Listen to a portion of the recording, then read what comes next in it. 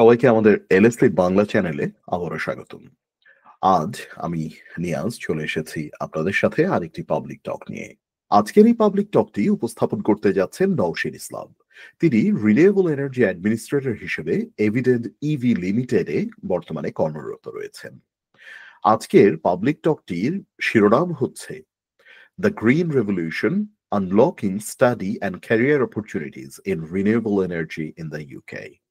নওশীন ইসলাম নিজে renewable energy নিয়ে পড়ালেখা করেছেন। তিনি আমাদের এলএসসির মেন্টরশিপ প্রোগ্রামের একদম প্রথম দিকের ব্যাচগুলোর একটির পার্টিসিপেন্ট এবং তিনি আমাদের মেন্টরশিপ প্রোগ্রামের মাধ্যমেই ইউকেতে এসেছিলেন ইউনিভার্সিটি অফ হালে রিনিউয়েবল এনার্জি নিয়ে পড়ালেখা করতে। পড়ালেখা শেষে নওশীন রিনিউয়েবল এনার্জি সেক্টরে ইউকেতে তার ক্যারিয়ার এস্টাবলিশ করেছেন। তিনি বর্তমানে স্পন্সর্ড ভিসায় রয়েছেন এবং তিনি এখানে একটি খুব ভালো এবং নামকরা একটি কোম্পানিতে বর্তমানে কর্মরত আছেন। আর দেরি না করে আমি এখন সরাসরি চলে যাচ্ছি নওশীন ইসলামের কাছে। নওশীন, আমরা শোনার জন্য অপেক্ষা করছি আপনার সাফল্যের গল্প। আপনি কি করে ইউকে এসেছেন, আপনার পড়ালেখার সময়ের অভিজ্ঞতা এবং তারপরে খুবই গুরুত্বপূর্ণ সময় যেটা ক্যারিয়ার এস্টাবলিশ করা এবং স্পন্সরশিপ ভিসা ম্যানেজ করা, এই সমস্ত সাফল্যের গল্পগুলো আজ আপনার কাছ থেকে আমরা শুনবো এবং সাথে আমাদের সাথে আজকের এই টকে যারা লাইভে রয়েছেন কিংবা পরবর্তীতে ইউটিউবে পাবলিশ করার পরে যারা আমাদের এই ভিডিওটি দেখবেন তারাও শুনতে অবশ্যই আগ্রহী। নওশীন ইসলাম, দ্য ফ্লোর ইজ ইয়ার্স। আসসালামু আলাইকুম সবাইকে। ওয়েলকাম আজকের সেশনটার নাম the green revolution, unlocking study and career opportunities in renewable energy in the UK. আমার নাম হচ্ছে নওশীন।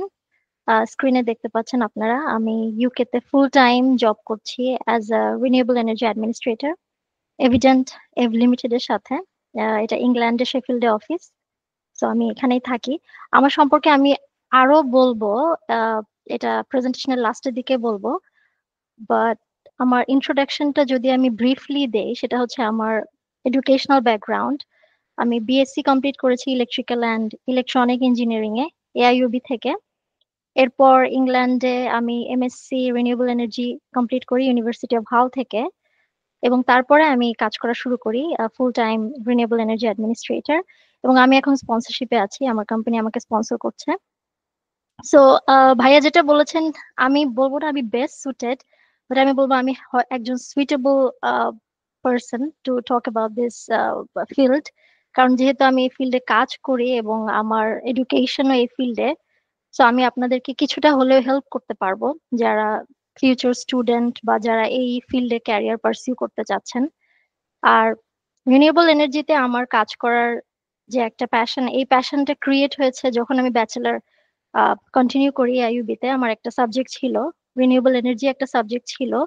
সাবজেক্টটা আমার এত ভালো লেগেছিল যে আমি তখন থেকে ডিসাইড করি যে আমি এই ফিল্ডে ফার্দার নলেজ গেইন করব এবং এখানেই আমি নিজেকে ডেভেলপ করতে চাচ্ছি। সো বেসিক্যালি আমাদের যে ক্লাইমেট চেঞ্জ হচ্ছে, যে সাস্টেইনেবিলিটি চ্যালেঞ্জেস, এটাকে আমি অ্যাড্রেস করতে চাই, সলিউশনস বের করতে চাই এবং কিভাবে আমি কন্ট্রিবিউট করতে পারি আমাদের যে environmental protection and to reduce carbon emission, এই যে একটা কমিটমেন্ট, এই জিনিসটার বেসিসেই হচ্ছে আমার এই ফিল্ডে কাজ করা। এটা আমার একটা শর্ট ডেসক্রিপশন, আমি আরো বলবো নিজেকে নিয়ে পরে। আহ তার আগে যেটা, যেহেতু আমাদের টপিকটা হচ্ছে গ্রিন রেভলিউশন,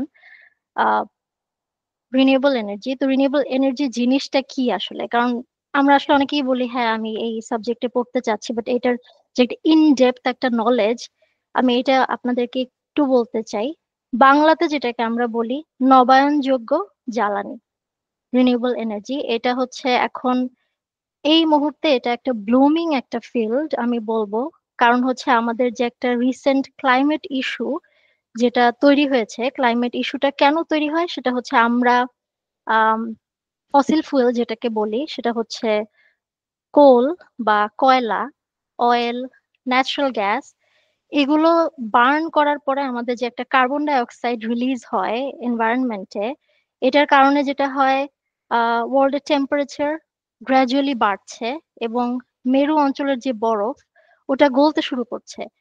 এইটার কারণে যেটা হচ্ছে সমুদ্র পৃষ্ঠের যে একটা একটা আহ, একটা প্রভাব আছে সেটার কারণে আমাদের ন্যাচারাল ডিজাস্টার, খরা, বন্যা, ঘূর্ণিঝড় এই জিনিসগুলো কিন্তু বৃদ্ধি পাচ্ছে। সেইটাকে ট্যাকেল করার জন্য একটা অল্টারনেটিভ একটা এনার্জি সোর্সেস যেটা বের করা হয়েছে সেটাই হচ্ছে রিনিউয়েবল এনার্জি।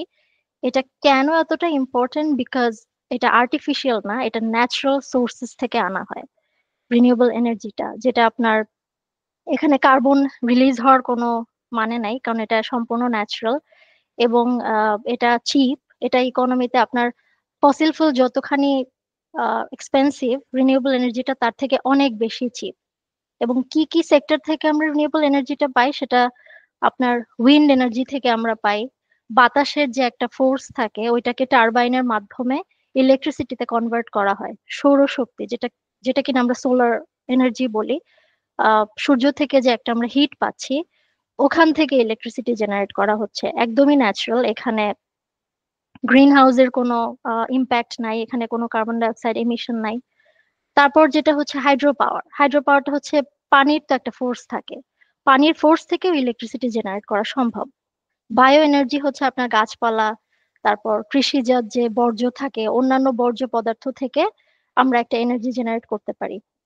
হাইড্রোজেনটা নিয়ে আমি একটু পরে বলবো, বিকজ এটা একটু ইন্টারেস্টিং। জিওথার্মালটা হচ্ছে বেসিক্যালি আপনার মাটির নিচে যে একটা হিট, ওটা একটা দেখা যায় হট ওয়াটার রিজার্ভার থাকে, ওখান থেকে ওই হিটটাকে এক্সট্রাক্ট করা হয়। হট ওয়াটার রিজার্ভারটা ম্যানমেড থাকতে পারে, এটা ন্যাচারালও থাকতে পারে। আহ হাইড্রোজেনটা একটু ইন্টারেস্টিং, এটা আমি বলবো যে এটা একটা নিউ ইনোভেটিভ আইডিয়া বা ইনভেনশন যেটাকে বলা যায়। কারণ হাইড্রোজেনটা মেইনলি হচ্ছে আপনার সোলার এবং উইন্ড থেকে আমরা যে একটা ইলেকট্রিসিটি জেনারেট করি। আহ সবকিছুর একটা ক্যাপাসিটি থাকে, যে ইচ ডে এত ক্যাপাসিটি, এত মেগাওয়াট আওয়ার বা এত কিলোওয়াট আওয়ার ইলেকট্রিসিটি হয়তো বা সোলার থেকে আমরা একদিনে পাবো, উইন্ড থেকে একদিনে পাবো, কিন্তু সবসময় কিন্তু এটা ফিল আপ হয় না, কম বেশি হয়। যদি দেখা যায় আমরা কোনো এক্সেস এনার্জি জেনারেট করতে পারি উইন্ড থেকে বা সোলার থেকে বা অন্য কোনো সোর্স থেকে, ওই এক্সেস এনার্জিটাকে যেটা করা হয় ইলেকট্রোলাইসিসের মাধ্যমে কম্প্রেসড গ্যাস হিসেবে একটা ট্যাঙ্কে রিজার্ভ করা হয়। ওই ট্যাঙ্কটা হচ্ছে একটা ব্যাকআপ হিসেবে কাজ করে। ওই যে হাইড্রোজেন যে গ্যাসটা কম্প্রেস করে হাইড্রোজেন হিসেবে রিজার্ভ করা হয়েছে, এটা একটা ট্যাঙ্কে স্টোর করা থাকে। যখন ধরেন কোনো হাই ডিমান্ড আমাদের ন্যাচারাল সোলার বা উইন্ড থেকে যে ইলেকট্রিসিটি আমরা জেনারেট করছি এটা ফিল আপ হচ্ছে না, ওই ট্যাঙ্ক থেকে তখন এক্সেস এনার্জিটা টান দেওয়া হয় এক্সেস ডিমান্ডটা ফিল আপ করার জন্য। সো এটা এটা হচ্ছে একটা নিউ টেকনোলজি আমি যেটা বলবো, এবং খুবই ইন্টারেস্টিং একটা ব্যাপার।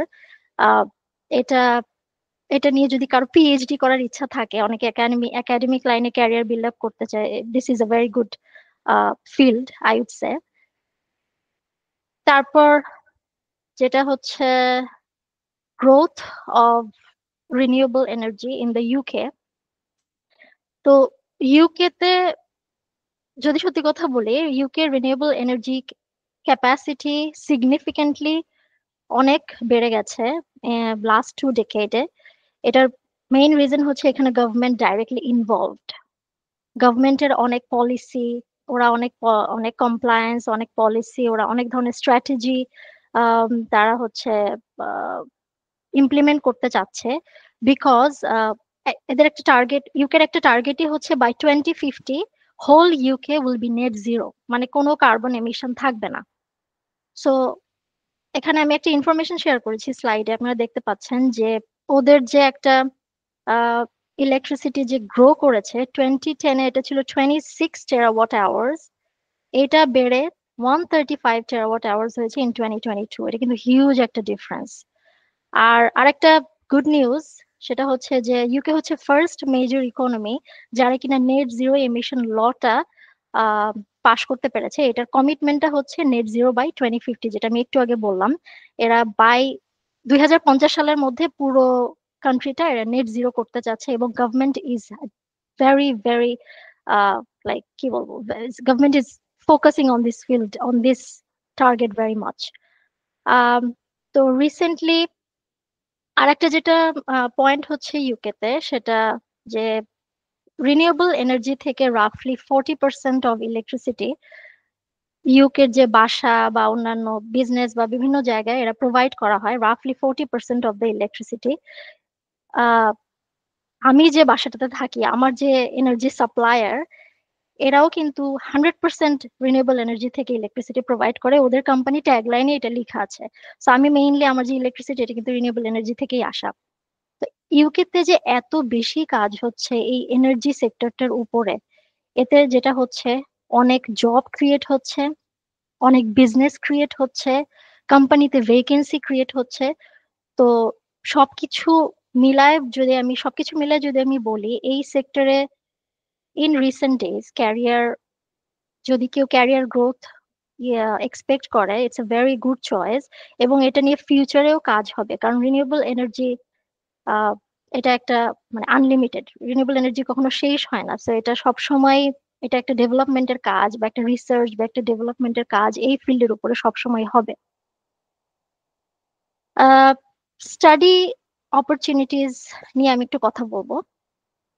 কারণ আমরা যারা বাংলাদেশ থেকে আসি বা অন্যান্য দেশ থেকে ইন্টারন্যাশনাল স্টুডেন্টস, আমাদের এখানে আসার পরে একটা টাইম লিমিটেশন থাকে যে আমাদের 1 বছরের কোর্সের পরে আমাদের জব খুঁজে পেতে হবে, আমাদের একটা রাশ থাকে। So it's very important to choose a very suitable subject. তো এখানে আমি কিছু ইউনিভার্সিটির নাম দিয়ে দিয়েছি, বাট এর বাইরেও অনেক ইউনিভার্সিটি রিনিউয়েবল এনার্জির উপরে কোর্স অফার করে। এটা হচ্ছে কয়েকটা, জাস্ট আপনাদেরকে একটা আইডিয়া দেওয়ার জন্য। প্রথমে আমার ইউনিভার্সিটির নাম আমি দিয়েছি, আমি যেহেতু এখান থেকে গ্রাজুয়েট করা। ইউনিভার্সিটি অফ হালে, MSc renewable energy and low carbon solutions. Imperial college of লন্ডনে আছে, ইউনিভার্সিটি অফ এক্সিটার এডিনবারাতে আছে, ইউনিভার্সিটি অফ স্ট্রাথক্লাইড, লাগবোর ইউনিভার্সিটি। এসব ইউনিভার্সিটিতে আমি কোর্সের নাম সহ দিয়ে দিয়েছি, তো আপনারা এখানে সার্চ করে দেখতে পারেন। এগুলো সবই খুবই ভালো ইউনিভার্সিটি। এর বাহিরেও আপনি যদি রিজনেবল কোনো ইউনিভার্সিটি চান, ডেফিনেটলি ইউনিভার্সিটি টু ইউনিভার্সিটি একটা টিউশন ফি এরও একটা ব্যাপার আছে, তো সেটাও আপনি গুগলে সার্চ করে দেখতে পারেন। একটা আছে যেটা কভেন্ট্রি ইউনিভার্সিটি, এটা রিজনেবল প্রাইস। আমি ওখানে অ্যাপ্লাই করেছিলাম, ওখান থেকে আমি অফার লেটার পেয়েছিলাম, বাট আমি চুজ করেছিলাম হাল। আহ, তো কভেন্ট্রিতে দুটো কোর্স অফার করতো তখন, এখন আমি জানি না ওরা চেঞ্জ করেছে কিনা, বাট আপনারা তারপর চেক করে দেখতে পারেন। রিনিউয়েবল এনার্জির উপরে দুটো কোর্স ছিল কভেন্ট্রিতে, একটা ছিল রিনিউয়েবল এনার্জি ইঞ্জিনিয়ারিং, আর একটা রিনিউয়েবল এনার্জি ম্যানেজমেন্ট, এরকম দুটো কোর্স ছিল। তো আমি এটা কেন মেনশন করছি সেটা হচ্ছে, অনেকে কনফিউজ থাকে কোর্স নিয়ে যে what's the difference between renewable energy engineering, renewable energy management. দুটোই তো রিনিউয়েবল এনার্জি, তাহলে ডিফারেন্সটা কি? ডিফারেন্সটা হচ্ছে, আপনি যখন রিনিউয়েবল এনার্জি ইঞ্জিনিয়ারিং এ যাচ্ছেন, আপনি হচ্ছেন হার্ড কোর ইঞ্জিনিয়ারিং ফিল্ডটা চুজ করছেন, যেটা কিনা আপনার technical design, optimization of system, solar panel, wind turbine designing, এইটার উপরে ফোকাস করে। আপনি যখন রিনিউয়েবল এনার্জি ম্যানেজমেন্টে চলে যাচ্ছেন, সেটা ফোকাস করে আপনার grid integration, planning, policy, coordination, management. So দুটো ডিফারেন্স হচ্ছে, এখন আপনার চয়েস। আপনি যদি হার্ড কোর ইঞ্জিনিয়ারিং এ যেতে চান, যেটা কিনা আপনার ডিজাইনিং, সোলার প্যানেল ডিজাইন করা, সোলার প্যানেল অপটিমাইজেশন করা, এসবের উপর আপনার যদি ইচ্ছা থাকে, তাহলে আপনি হার্ডকোর ইঞ্জিনিয়ারিং, যেটা হচ্ছে রিনিউয়েবল এনার্জি ইঞ্জিনিয়ারিংটা চুজ করবেন। কিন্তু আপনার যদি ইচ্ছা থাকে আপনি research and development, planning, policy, management সেকশনে কাজ করবেন, সেক্ষেত্রে কিন্তু রিনিউয়েবল এনার্জি ম্যানেজমেন্ট বা এই রিলেটেড যে সাবজেক্ট গুলো, আমার সাবজেক্টটা ছিল ম্যানেজমেন্ট সাইডের। কারণ আহ, এটা আমার পার্সোনাল চয়েস, বিকজ যখন আমি হার্ডকোর ইঞ্জিনিয়ারিং এ যাব, তখন যেহেতু এটা অপটিমাইজেশন অফ সিস্টেমস, সেক্ষেত্রে যেটা হয় কি, প্রচুর ফিল্ড ভিজিট থাকে, অনেক সময় অনেক ট্রাভেল করতে হয়। তো আমি এই জিনিসটা অ্যাভয়েড করতে চাচ্ছিলাম। আমার একটা প্যাশন ছিল, আমি ডেস্ক জব করব, আমি টেকনিক্যাল জব করব বা ডেস্ক জব করব, আমার অত বেশি ট্রাভেল থাকবে না, যাতে আমি ওয়ার্ক লাইফটা ব্যালেন্স করতে পারি। এটা আমার পার্সোনাল চয়েস। প্লাস হচ্ছে আমার প্ল্যানিং পলিসিতে কাজ করার একটা ইচ্ছা ছিল, যে কারণে আমি চুজ করেছি ম্যানেজমেন্ট সাইডটা, রিনিউয়েবল এনার্জি। তো এটা হচ্ছে আপনাদেরকে জাস্ট একটা যদি কেউ কনফিউজ থাকেন যে কোন সাইটটা নেবেন, এটা আপনাদেরকে একটু হেল্প করবে।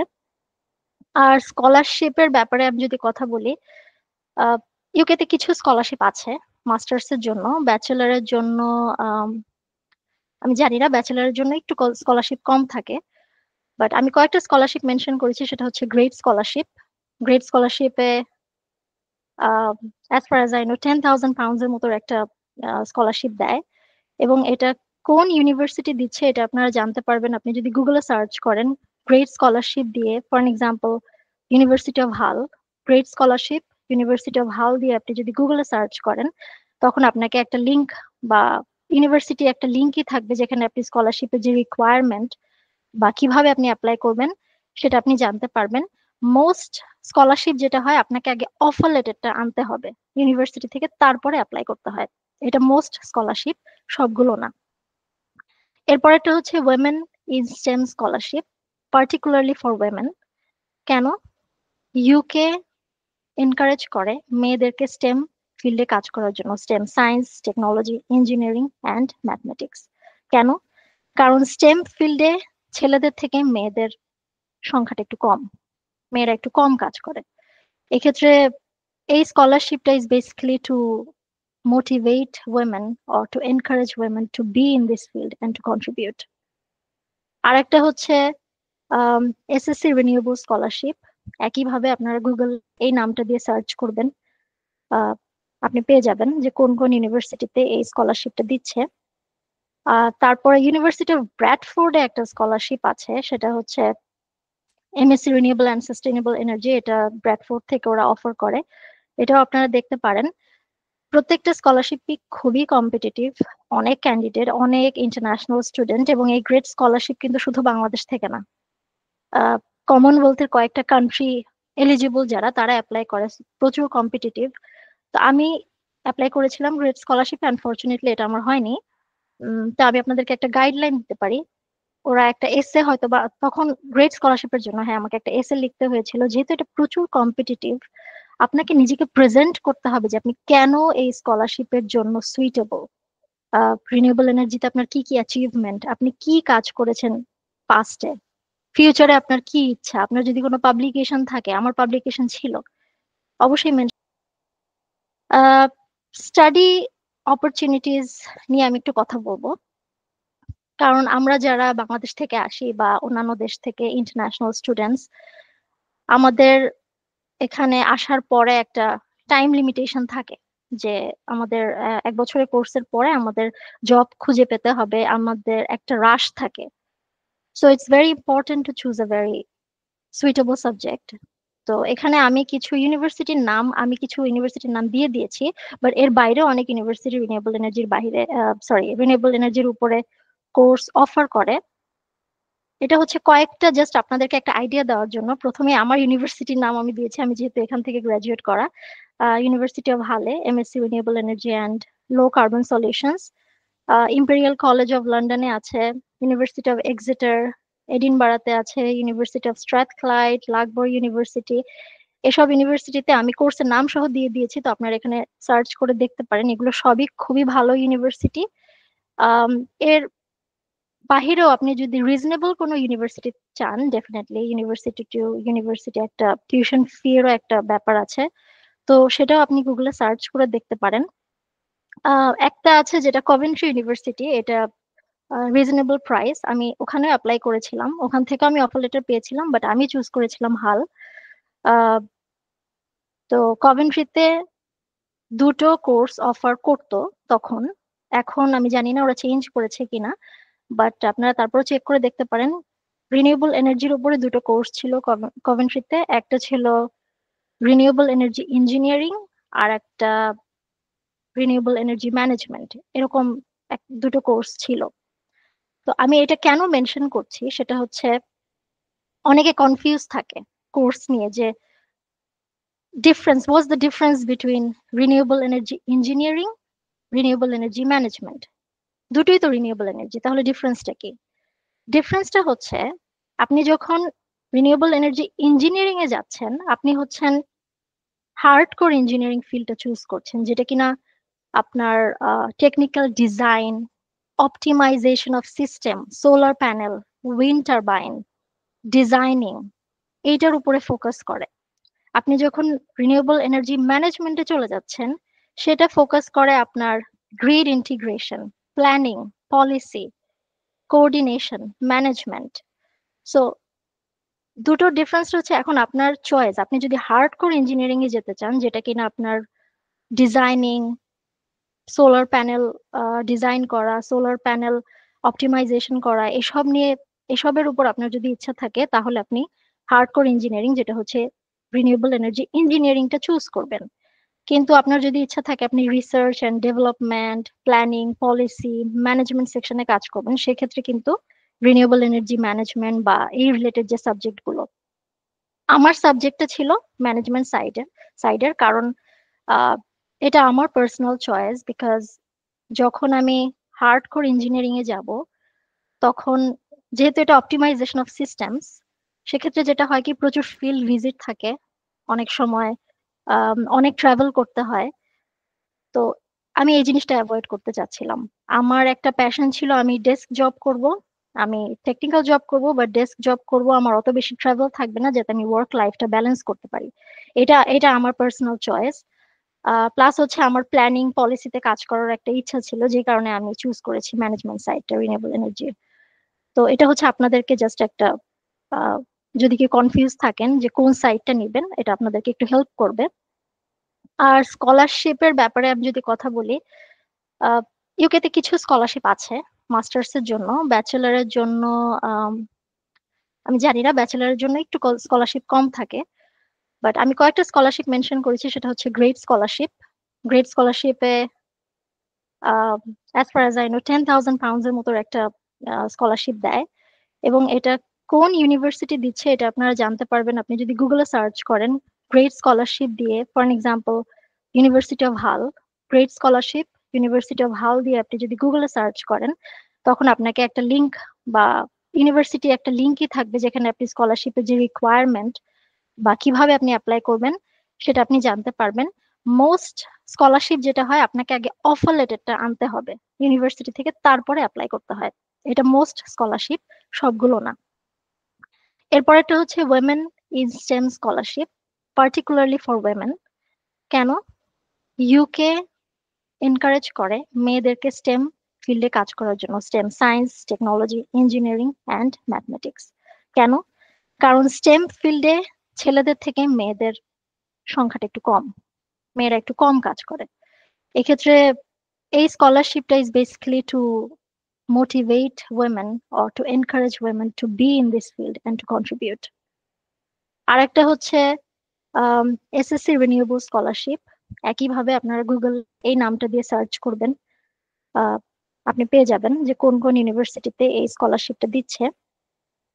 তারপরে ইউনিভার্সিটি অফ ব্র্যাডফোর্ডে একটা স্কলারশিপ আছে, সেটা হচ্ছে MSc renewable and sustainable energy. এটা ব্র্যাডফোর্ড থেকে ওরা অফার করে, এটাও আপনারা দেখতে পারেন।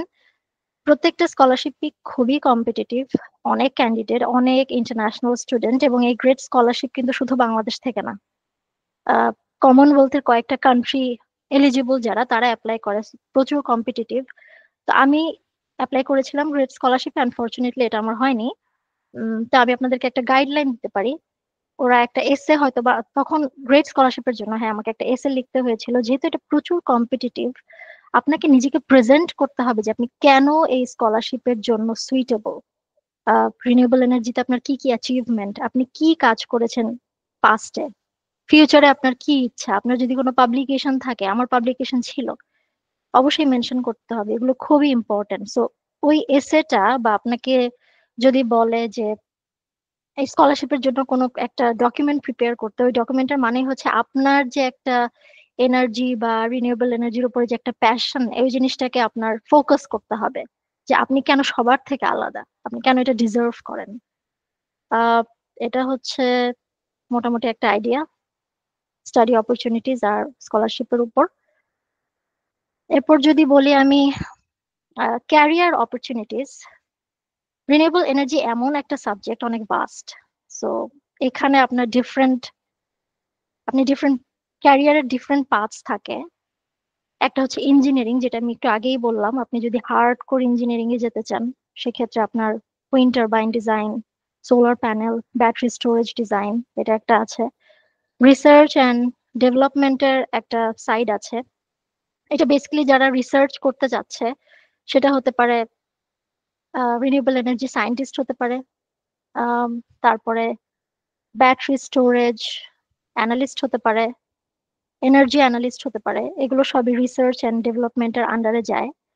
প্রজেক্ট ম্যানেজমেন্ট, এটা প্রজেক্ট ম্যানেজমেন্ট কিন্তু বেসিক্যালি বিজনেস, একটাই বিজনেস বলা যাচ্ছে, কিন্তু প্রজেক্ট ম্যানেজমেন্টেও আপনি রিনিউয়েবল এনার্জি ক্যারিয়ারটা বিল্ড আপ করতে পারবেন কিভাবে। রিনিউয়েবল এনার্জি একটা প্রজেক্টে তো ওদের ম্যানেজার লাগে, প্রজেক্টটা ম্যানেজ করার জন্য, সেখানে আপনি অ্যাজ এ প্রজেক্ট ম্যানেজার কাজ করতে পারবেন। তো এটা একটা সাইড। পলিসি অ্যান্ড কনসালটেন্সি, যেটা আমার সাইড, আমি কাজ করি অ্যাডভাইজিং গভর্নমেন্টস অ্যান্ড বিজনেস। এটা আমার passion, I love my job. তো এটা একটা হতে পারে, এখানে আপনি কাজ করতে পারেন অ্যাডমিনিস্ট্রেটর, কোঅর্ডিনেটর, প্ল্যানার, এইসব রোলে আপনি কাজ করতে পারেন। বিজনেস অ্যান্ড ফাইন্যান্স আর একটা সাইড, এটা হতে পারে বিজনেস ডেভেলপমেন্ট ম্যানেজার হতে পারে, ফাইন্যান্সিয়াল অ্যানালিস্ট হতে পারে, energy analyst, sorry energy investment analyst হতে পারে।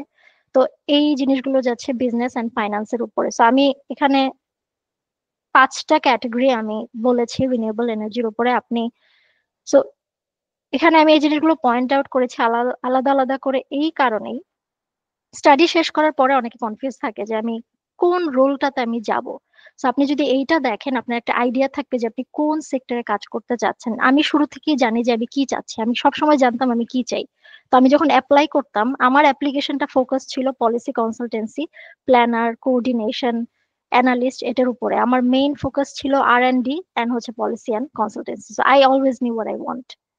তো আপনি এখান থেকে একটা আইডিয়া পাবেন যে আপনি কোন দিকে আপনার ক্যারিয়ারটা মুভ করতে চাচ্ছেন। অনেকে একটা ভুল করে, সেটা হচ্ছে বিকজ ফ্রাস্ট্রেটেড থাকে। তো আমার কাছে এরকম, আমি অনেকের সাথে কথাও বলেছি, আমি যখন তাদেরকে জিজ্ঞেস করি যে তুমি, রিসেন্টলি আমি একজনকে জিজ্ঞেস করেছিলাম, সে রিনিউয়েবল এনার্জিতে জব করতে চাচ্ছে, সে ইঞ্জিনিয়ারিং, ইলেকট্রিক্যাল ইঞ্জিনিয়ারিং পাশ করা। তাকে আমি আস্ক করেছি যে তুমি কোন রোলটা চাচ্ছ, তুমি কোন ফিল্ডে ফোকাস করতে চাচ্ছ। তার অ্যান্সারটা ছিল আমি যাই পাই আমি তাই করব, এরকম একটা অ্যান্সার ছিল। তো এখন, তখন আমার ইয়ে ছিল, তুমি যদি যাই পাই তাই করো, তাহলে তুমি তোমার সিভিটা কিভাবে বিল্ড আপ করবে? বিকজ তোমার সিভিতে তো তোমাকে লিখতে হবে যে তুমি কোন এরিয়াতে স্পেশালাইজেশন তোমার আছে, তোমার প্যাশন কি।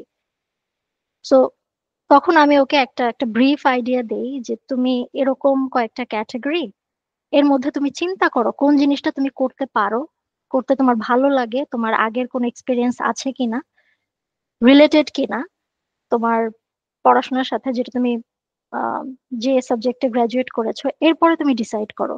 যা পাই তাই নিব, এটা আসলে কোনো সলিউশন না, because in the long long রানে এটা কনফিউজড করে, প্লাস হচ্ছে এটা প্রপার যে ক্যারিয়ারটা, যে ক্যারিয়ার পাথটা, এটা আপনারা চুজ করতে পারবেন না, আপনাদের প্রবলেম হবে। সো এই হচ্ছে ক্যারিয়ার অপরচুনিটিস যেটা পসিবল হতে পারে রিনিউয়েবল এনার্জিতে। আরেকটা হচ্ছে যে কি কারণে আমি ক্যারিয়ার রিনিউয়েবল এনার্জিতে পার্সিউ করব। সবার আগে যেটা হাই ডিমান্ড ইউকেতে, যেহেতু অনেক কাজ হচ্ছে এই ফিল্ডের উপরে, সো ওদের স্কিল্ড প্রফেশনালস অনেক দরকার। যাদের স্কিলস আছে, যাদের কোয়ালিটি আছে, কোয়ালিফিকেশন আছে, সরি কোয়ালিফিকেশন, স্কিল, তারপরে অনেকের এক্সপিরিয়েন্স থাকে। তো এইসব ক্ষেত্রে দেখা যায় একজন ইন্টারন্যাশনাল স্টুডেন্ট, তার যদি প্রায়র এক্সপিরিয়েন্স থাকে, আর যদি প্রায়র এক্সপিরিয়েন্স নাও থাকে, তার যদি কোয়ালিফিকেশন থাকে, এবং সে যদি একটা এন্ট্রি লেভেল জবে নিজেকে প্রুভ করতে পারে যে না, সে এই কাজটা করার জন্য সুইটেবল, তাহলে তাহলে কিন্তু তার চান্সটা অনেক হাই। বিকজ এখানে অনেক ভেকেন্সি এই ফিল্ডে এবং ওদের অনেক মানুষ লাগবে। জব সিকিউরিটি স্ট্রং, কারণ গভর্নমেন্ট নিজে এখানে ইনভলভড। গভর্নমেন্টের অনেক পলিসি, অনেক স্ট্র্যাটেজিস আছে, যে কারণে এখানে জব সিকিউরিটি, আমি বলবো এখানে কোনো ডাউটফুল না জব সিকিউরিটি। অনেক কোম্পানি আছে, রিনিউয়েবল এনার্জি কোম্পানি, গভর্নমেন্ট কোম্পানিও আছে। কয়েকটা কোম্পানি আমি যদি বলি, অভো এনার্জি আছে, অক্টোপাস এনার্জি আছে, আমার কোম্পানি এভিডেন্ট, তারপরে আপনার অরস্টেড আছে, ইডিএফ এনার্জি। এগুলো সবই হচ্ছে আহ খুবই ভালো রিনাউন্ড কোম্পানি, এবং এখানে জব সিকিউর করা মানে হচ্ছে আপনার সিকিউরিটি অনেক হাই, স্ট্রং। আপনি যদি নিজেকে প্রুভ করতে পারেন এবং যদি পারফরমেন্স মেনটেন করতে পারেন। স্যালারি কম্পিটিটিভ, তবে এটা ডিপেন্ড করে আপনি কোন পজিশনে কাজ করছেন। তিনটা পজিশন, একটা হচ্ছে এন্ট্রি লেভেল থাকে, mid level, senior level. Entry level জবটা আমি বলবো যারা ইন্টারন্যাশনাল স্টুডেন্ট, যারা মাস্টার্স কমপ্লিট করেছে, তাদের জন্য দুটো অপশনস থাকে। এক হচ্ছে গ্রাজুয়েট রুট, আর একটা হচ্ছে entry level. Mid level senior লেভেলটা আমি কেন বলছি না, সেটা হচ্ছে মিড লেভেল সিনিয়র লেভেল দুটোর জন্যই ওরা হাই এক্সপিরিয়েন্স প্রেফার করে ইউকে তে। এন্ট্রি লেভেলে এক্সপিরিয়েন্স হয়তো বা চাবে, বাট ওটা মিনিমাল একটা এক্সপিরিয়েন্স দিয়ে সাধারণত এটা অ্যাপ্লাই করা যায় এবং ভালো চান্স থাকে এখানে জব সিকিউর করার। ক্যারিয়ার গ্রোথ যেটা বলার, আমি আবারও বলবো যে ক্যারিয়ার গ্রোথ অনেক ডাইভার্স ক্যারিয়ার পাথস। আমি একটু আগে, মনে হয় লাস্ট স্লাইডে ছিল, অনেকগুলো অপশনস থাকে, আপনি কোন অপশন চুজ করবেন এটা আপনার উপরে। আহ তো ইন্টারন্যাশনাল স্টুডেন্টদের জন্য আমি একটা টিপস দিতে পারি, টিপস বলবো না, একটা আইডিয়া। সেটা হচ্ছে যে আমরা যখন মাস্টার্স কমপ্লিট করি, আমি একটু আগে যেটা বললাম যে দুটো অপশন থাকে, একটা হচ্ছে গ্রাজুয়েট রুট আর একটা হচ্ছে এন্ট্রি লেভেল। ডিফারেন্সটা কি? গ্রাজুয়েট রুট হচ্ছে ওরা জানে যে এই রুটে তারাই আসবে যারা ফ্রেশ গ্রাজুয়েট, যারা মাত্র স্টাডি কমপ্লিট করেছে, যাদের কোনো এক্সপিরিয়েন্স নাই। ওটাই হচ্ছে গ্রাজুয়েট রুট। তো ওখানে ওরা কোনো এক্সপিরিয়েন্স এক্সপেক্ট করে না, ওরা নিজেরাই আপনাকে বিল্ড আপ করে নেবে। এন্ট্রি লেভেলে, এন্ট্রি লেভেল হচ্ছে ওরা এক্সপেক্ট করে আপনার মিনিমাম কিছু এক্সপিরিয়েন্স থাকবে, কিন্তু আপনি ওভার দ্য টাইম নিজেকে বিল্ড আপ করবেন এবং সিনিয়র পজিশনের জন্য নিজেকে কোয়ালিফাই করবেন। সো আপনারা এখন ভাবতে পারেন, আচ্ছা ঠিক আছে, তাহলে আমি যদি মাস্টার্স কমপ্লিট করি তাহলে আমার জন্য তো গ্রাজুয়েট রুটটাই সুইটেবল। হ্যাঁ, সুইটেবল, কিন্তু এটার কিছু কনসও আছে। কনসটা হচ্ছে হাইলি কম্পিটিটিভ, প্রচুর গ্রাজুয়েটস। সেকেন্ড, অনেক লেন্দি প্রসেস, বিকজ আপনার কোনো এক্সপিরিয়েন্স নাই। সো ওরা আপনার সিভিতে কোনো এক্সপিরিয়েন্স দেখতে পাচ্ছে না, ওরা কিসের বেসিসে আপনাকে জাজ করবে? এটার জন্য ইন্টারভিউ স্টেজেস থাকে, অনেক সময় 4টা থাকে, 5টা থাকে, 6টাও থাকে, এবং আউটকাম আসতে অনেক টাইম লাগে। সো আপনি দেখা যায় অনেক সময় ফার্স্ট স্টেজ আপনি কোয়ালিফাই করলেন, সেকেন্ড স্টেজটাও কোয়ালিফাই করলেন, এবং এটার আউটকাম জানতে জানতে আপনার টাইম লাগলো 2 মাস। থার্ড স্টেজটা আপনি দিলেন কিন্তু কোয়ালিফাই করলেন না, এটা জানার জন্য আপনার টাইম লাগলো আরো 1 মাস, 3 মাস। 3 মাস একটা জবের পিছনে আপনি ফোকাস করলেন, 3 মাস পর আপনি জানলেন জবটা হলো না। তো অনেকেই ফ্রাস্ট্রেটেড হয়ে যায়, বিকজ এত লেন্দি প্রসেস, অনেকে পেশেন্স থাকে না। সো এটা একটা মানে এটা কিছু কনস এই সাইটটাতে। আর এন্ট্রি লেভেলের লেন্দি প্রসেস না, এখানে 1 থেকে 2টো ইন্টারভিউ থাকবে। আহ, সেটা ইন পার্সন হতে পারে, ভার্বাল হতে পারে, এটা ডিপেন্ড করে। আমি পার্সোনালি এন্ট্রি লেভেল জবটা প্রেফার করি।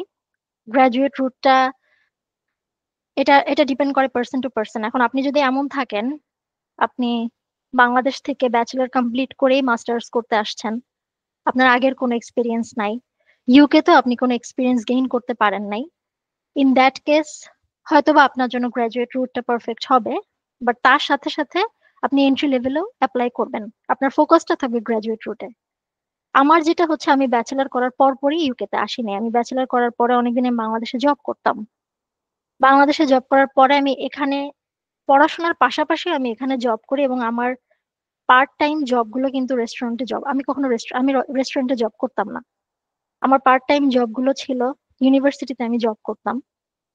আর সাথে সাথে আমি আমার কোর্সের রিপ্রেজেন্টেটিভ ছিলাম, রিনিউয়েবল এনার্জি যে কোর্সটা, ওটা একটা রিপ্রেজেন্টেটিভ হিসেবে কাজ করতাম। আমার সিভিতে এই যে এক্সপিরিয়েন্স গুলো, ইউনিভার্সিটির জব খুবই ভালো। সো কারণ হচ্ছে ওটা সিভিকে অনেক স্ট্রং করে। আমি আমার ওই যে এক্সপিরিয়েন্স গুলো, ইউকে এক্সপিরিয়েন্স, ওটা আমার সিভিতে ছিল। তার মানে আমার সিভিটা কিন্তু আমি বলবো না যে অ্যাজ এ গ্রাজুয়েট আমি এটাকে প্রেজেন্ট করতে পারি, এটাকে আমি এন্ট্রি লেভেলে প্রেজেন্ট করতে পারি। এই জন্যই আমি গ্রাজুয়েট রুটে ফোকাস করি নাই, আমি ফোকাস করছি এন্ট্রি লেভেলে। আর একটা যেটা আমি বলবো সেটা হচ্ছে যে অনেকেই ভুলটা করে, আবার অনেকে, কারণ আমাদের সবারই হচ্ছে এখানে আসার পরে একটা মেইনটেনেন্সের ব্যাপার আছে। এটা আমি বলবো যে এটা অ্যাভয়েড করতে বলবো আমি, টু বি অনেস্ট। অনেকেই যেটা করে যে করতে আসার পরে তারা পার্ট টাইম জব হিসেবে চুজ করে রেস্টুরেন্টে জব করা, ক্লিনার হিসেবে জব করা। আমি কোনো জবই খারাপ বলছি না আমি, বাট আমি ক্যারিয়ারের কথা চিন্তা করে বলছি। এগুলো আপনি সিভিতে, যদি আপনার ইচ্ছা থাকে আপনি রিনিউয়েবল এনার্জিতেই ক্যারিয়ার বিল্ড আপ করতে চাচ্ছেন, এই জবগুলো আপনি সিভিতে লিখতে পারবেন না, বিকজ এই জবগুলো সিভিতে লিখলে এটা আপনাকে হেল্প করবে না। দ্যাট মিনস আপনি যে টাইমটা দিচ্ছেন এটা ওয়েস্ট। ইউকে তে জব এক্সপিরিয়েন্স খুবই ইম্পর্ট্যান্ট, খুবই খুবই খুবই ইম্পর্ট্যান্ট। আপনার সিভিতে যদি ওরা দেখে আপনার ইউকে জব এক্সপিরিয়েন্স আছে, আপনার সিভি কোয়ালিটি অনেক বেশি হাই হয়, অনেক বেশি। আই রিপিট, অনেক বেশি হাই হয়। বাংলাদেশের এক্সপিরিয়েন্স তারা দেখে, বাট আনফর্চুনেটলি বাংলাদেশি এক্সপিরিয়েন্সকে খুব একটা ভ্যালিউ তারা দেয় না। তাদের সিভিতে মেইনলি তারা দেখবে ইউকে এক্সপিরিয়েন্স কতখানি আছে আপনার। তো আমার যেটা ফোকাস ছিল, আমি কোর্সে ঢোকার সাথে সাথেই আমি আমার ইউনিভার্সিটিতে জব খুঁজে ট্রাই করি। তো এমন না যে আপনি সবসময় সরি, এমন না যে আপনি সবসময় আপনার রেলেভেন্ট ফিল্ডে আপনি জব পাবেন পার্ট টাইম, বিকজ একটা লিমিটেশন থাকে, 20 আওয়ার্স জব করা যায়, সো এটা এত ইজি না পাওয়া। সেটা যদি নাও হয়, আপনারা ট্রাই করবেন এমন কোনো পার্ট টাইম জব করার যেখানে ট্রান্সফারেবল স্কিলস থাকে। ট্রান্সফারেবল স্কিলস গুলো হচ্ছে আপনি ওই স্কিলটা যে কোনো ক্যারিয়ারে আপনি ট্রান্সফার করতে পারবেন। আমি ইউনিভার্সিটিতে স্টুডেন্ট অ্যাম্বাসেডর হিসেবে কাজ করতাম। এরপরে উম, আম, এরপরে ওখান থেকে আমি ইউনিভার্সিটির আরো কিছু রোলে আমি ইনভলভ হই। আমার স্কিল গুলো আমি ট্রান্সফার করতে পেরেছি এবং এটা আমার সিভিতে লেখা ছিল। এবং ইউনিভার্সিটির কাজের পাশাপাশি আমি ইউকে তে টিচার হিসেবেও কাজ করতাম একটা কোচিং সেন্টারে। সেটা আমাকে হেল্প করেছে। আমি এটা নিয়ে আরেকটু ডিটেইলে পরের স্লাইডে বা তারপরে বলবো। এরপরে আসি ইনোভেশন অ্যান্ড পজিটিভ ইম্প্যাক্ট, যেটা এই ফিল্ডে, সেটা হচ্ছে এখানে ইনোভেশনের অনেক অপরচুনিটিস আছে, কারণ অনেক ধরনের নিউ টেকনোলজিস ক্রিয়েট করা হচ্ছে, যেটার মধ্যে একটা, আমি যতদূর জানি, এআই ড্রিভেন স্মার্ট গ্রিড নিয়ে অলরেডি কাজ হচ্ছে। আমি ইনিশিয়ালি বলেছি হাইড্রোজেন টেকনোলজি, এটা খুবই ইন্টারেস্টিং একটা টেকনোলজি, এটা একটা ইনোভেশন, এবং আরো কিছু কাজ এই ফিল্ডে করা করার চিন্তা ভাবনা চলছে। So, এটা প্রচুর ইনোভেটিভ একটা ফিল্ড। এবং ডেফিনেটলি আপনি যদি ক্লাইমেট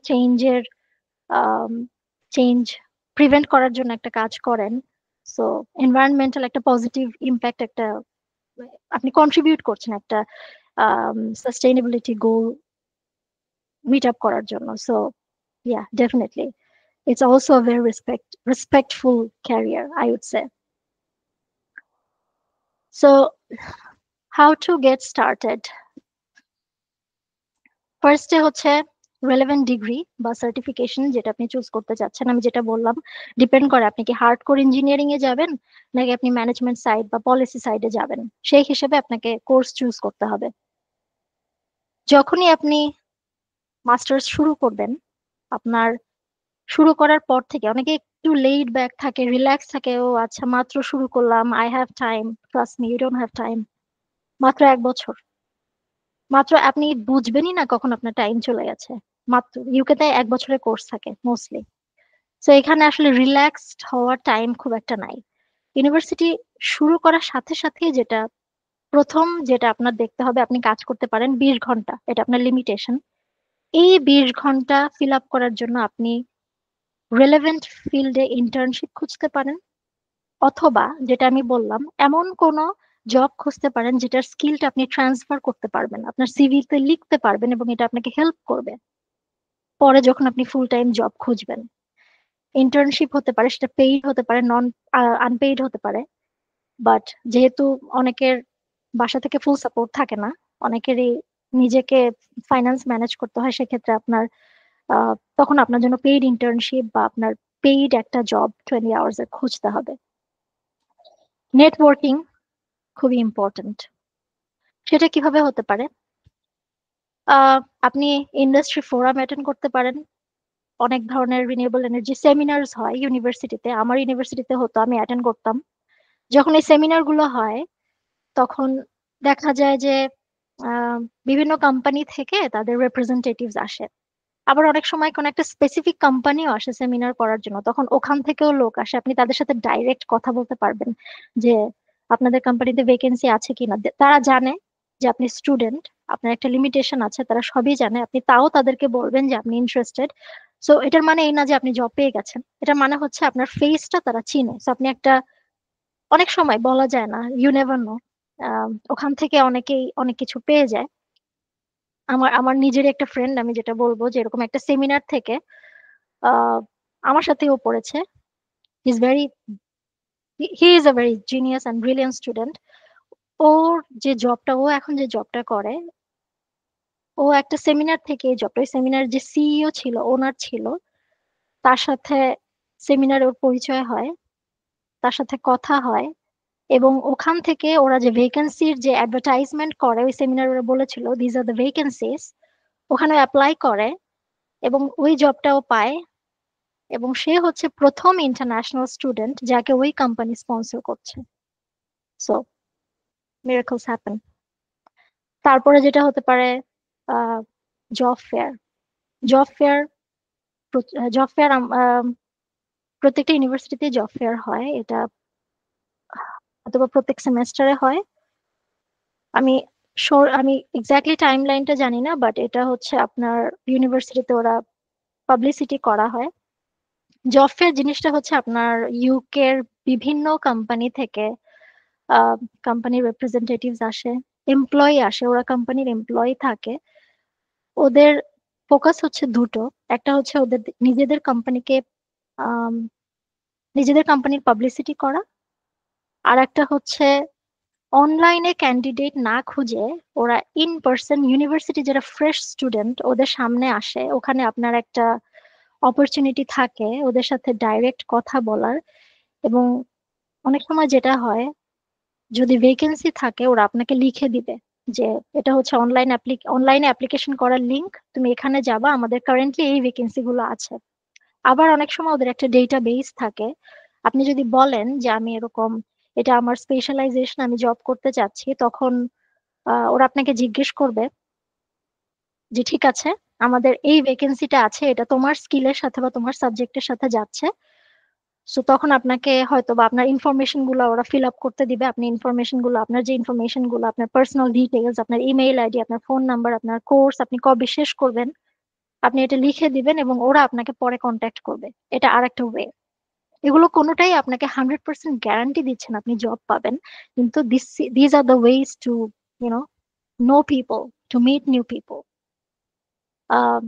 আরেকটা নেটওয়ার্কিং আমি যেটা বলবো, এটা এটা আমার পার্সোনালি, এটা আমি বিলিভ করি এবং এটা আমি ফলো করেছি আমার লাইফে। সেটা হচ্ছে আহ, বাংলাদেশি যারা স্টুডেন্ট আসে ইউকেতে পড়ার জন্য, আমি বলবো যে আপনারা বিভিন্ন ন্যাশনালিটির মানুষের সাথে কানেক্ট হবেন। কারণ অনেকেই দেখি যে বাংলাদেশি শুধু বাংলাদেশিদের মধ্যেই থাকে, অন্য ন্যাশনালিটির সাথে খুব একটা কানেক্ট হয় না। এটা কেন আমি বলছি, আপনি যদি বিভিন্ন ন্যাশনালিটির মানুষের সাথে কানেক্টেড থাকেন, অনেকেই আপনার থেকে ক্যারিয়ারে হয়তো বা একটু আগানো, অনেকের লাকটা আপনার থেকে একটু বেশি ফেভার করে। তো আপনি যদি কানেক্টেড থাকেন, আপনার অন্য ন্যাশনালিটির আরেকটা ফ্রেন্ড হয়তো বা আপনাকে রেফার করতে পারবে। হয়তোবা সে আপনার আগে জব পেয়ে গেছে, আপনার এখন জব লাগবে, সে আপনাকে রেফার করতে পারবে। কিন্তু তার সাথে যদি আপনার রিলেশনশিপটা ভালো না থাকে, আপনি কিন্তু বলতেই পারবেন না, বা আপনি কমফোর্টেবল থাকবেন না যে দেখো আমার একটা জব লাগবে, সো তুমি কি কাইন্ডলি আমাকে রেফার করতে পারবা কিনা। তো সেক্ষেত্রে আমি বলবো যে নতুন ফ্রেন্ডস করা, বিভিন্ন ন্যাশনালিটি, আপনার কোর্স থেকে বিভিন্ন ন্যাশনালিটির মানুষের সাথে কানেক্টেড হওয়া ইজ ভেরি ইম্পর্ট্যান্ট। সার্কেলটাকে ছোট করার দরকার নেই, সার্কেলটাকে যত বড় করা যায় অ্যাব্রডে পার্টিকুলারলি, তত নিজের জন্য ভালো। কে কখন কার হেল্পে আসে এটা আসলে বলা যায় না। এরপর হচ্ছে অ্যাপ্লাই ফর জবস। অ্যান্ড ইন্টার্নশিপস, সেটা হচ্ছে আপনি যখন পাশ করে যাবেন, তার আগে বলি 1 বছরে 3টা সেমেস্টার থাকে ইউকেতে। ফার্স্ট সেমেস্টার, সেকেন্ড সেমেস্টার, এই দুটো সেমেস্টারে হচ্ছে আপনার ক্লাস হবে। থার্ড সেমেস্টারে কোনো ক্লাস হবে না, শুধু থিসিস, থিসিস তো না, ডিসার্টেশন হবে আর কি। এখানে কোনো ক্লাস থাকে না, এখানে আপনার সুপারভাইজারের সাথে হয়তো বা টাইম টু টাইম মিটিং হবে। সেটা মান্থলি মিটিং হতে পারে, সেটা 1 মাসে 2বার মিটিং থাকতে পারে। এটা বেসিক্যালি আপনাকে আপনার ডিসার্টেশনের উপর আপনাকে নিজে কাজ করতে হবে, সেখানে ক্লাসের কোনো ব্যাপার থাকে না। সো আমি যেটা, আরেকটা যেটা ভুল অনেকেই করে, আমার নিজের কোর্স থেকে আমি অনেককে দেখেছি, ওরা চিন্তা করে যে আচ্ছা ঠিক আছে, আমার তো এখনো শেষই হয়নি, আমি অ্যাপ্লাই করব, আমি আমার অক্টোবরে নভেম্বরে কোর্স শেষ হবে, তারপর আমি জবে অ্যাপ্লাই করব। No, this is not a good idea. Why? Because UK তে একটা জব অ্যাপ্লিকেশন করার পর রেসপন্স পাওয়া, ইন্টারভিউতে কল পাওয়া, এগুলোতে কিন্তু বেশ টাইম লাগে, কয়েক মাস লাগতে পারে। সো আপনি যদি শেষ করার পরে অ্যাপ্লাই শুরু করেন, আপনি রেসপন্স পাবেন, ইন্টারভিউতে কল পাবেন। আপনি ইন্টারভিউতে কল পাওয়া মানে আপনার জব পাওয়া না। দ্যাট মিনস আপনি কিন্তু সাথে সাথে জব নাও পেতে পারেন, কয়েক মাস টাইম লাগবে। আপনার হাতে সময় আছে 2 বছর। পিএসডব্লিউ, এই 2 বছর হচ্ছে আপনার আহ, একটা ফুল টাইম জব ম্যানেজ করার জন্য ইউকে গভর্নমেন্ট আপনাকে একটা টাইম দিচ্ছে। সো প্রত্যেকটা মিনিট, প্রত্যেকটা ডে ইজ ভেরি ইম্পর্ট্যান্ট। আপনি যদি পাশ করার পরে অ্যাপ্লাই করা শুরু করেন, আপনার কয়েক মাস লেগে যাবে জব অ্যাপ্লিকেশনটা বুঝতে, ইন্টারভিউ কেমন হয় ইউকেতে সেটা বুঝতে। এই জিনিসগুলোতেই আপনার কয়েক মাস লেগে যাবে, এবং যখন আপনি 6 মাস পার করে ফেলবেন আপনার PSW, naturally you will be very frustrated if you don't get any job. So আমি যেটা স্ট্রংলি সাজেস্ট করব, থার্ড সেমেস্টার থেকে জবে অ্যাপ্লাই করা। থার্ড সেমেস্টারে কোনো ক্লাস থাকে না, আপনার কাছে অনেক টাইম। আপনি যদি পার্ট টাইম জবও করেন, তাও আপনার কাছে হিউজ টাইম। তো সেই ক্ষেত্রে আপনি যদি তখন থেকে জবে অ্যাপ্লাই করা শুরু করেন, আপনার হাতে কিন্তু 3 মাস এক্সট্রা। আপনি এই 3 মাসে হয়তো বা অনেক কল পাবেন, আপনি ইন্টারভিউ অ্যাটেন্ড করলেন, আপনার একটা এক্সপিরিয়েন্স হলো যে কিরকম হয় ইন্টারভিউ। আহ অনেক সময় অনেক বড় কোম্পানি থেকে আপনি ইন্টারভিউ পেলেন, জব পেলেন না, এটা কিন্তু it's not a West of time. Because ওই যে আপনি ইন্টারভিউটা অ্যাটেন্ড করলেন, ওইটা আপনার একটা এক্সপিরিয়েন্স, আপনি এটা পরে অন্য একটা ইন্টারভিউতে কাজে লাগাতে পারবেন। সো থার্ড সেমেস্টার থেকে জব অ্যাপ্লাই করা, লিস্ট থার্ড সেমেস্টার, অনেকে অনেক আগে থেকেও করে, বাট আমি থার্ড সেমেস্টার থেকে অ্যাপ্লাই করা শুরু করি। It's a very wise thing to do. আর একটা হচ্ছে, যেটা আমি বলবো, সেটা হচ্ছে আপস্কিলিং। এটা জব পাওয়ার পরে আপস্কিলিংটা মেইনলি আপনি যখন একটা জবে ঢুকে যাবেন, তো ক্যারিয়ার গ্রোথের একটা ব্যাপার তখন চলে আসবে, আপনি প্রমোশন চাবেন। এক পজিশনে কেউই চায় না সারা জীবন জব করতে, সবাই চায় তার প্রমোশন হোক, তার গ্রোথ হোক। আপস্কিলিংটা তখন আসে। আপস্কিলিংটা হতে পারে অনলাইন কোর্সেস থাকতে পারে, সার্টিফিকেশন থাকতে পারে, লিঙ্কডইনে প্রচুর অনলাইন, লিঙ্কডইন লার্নিং থেকে আপনি প্রচুর অনলাইন কোর্স করতে পারেন। অনেক সময় অনেক ধরনের অনলাইন কোর্সের কিছু সাইট থাকে, কিছু ম্যাক্সিমাম কোর্সই পেইড থাকে, আপনাকে পে করতে হবে, আবার অনেকগুলো আপনি ফ্রিও পাবেন। বাট এই আপস্কিলিং গুলো আপনি যখন করবেন, এটা আপনি যখন আপনার সিভিতে অ্যাড করবেন, এটার মানে হচ্ছে তখন আপনার প্রমোশনের চান্সটা তখন অনেক হাই হবে। These are some tips for building career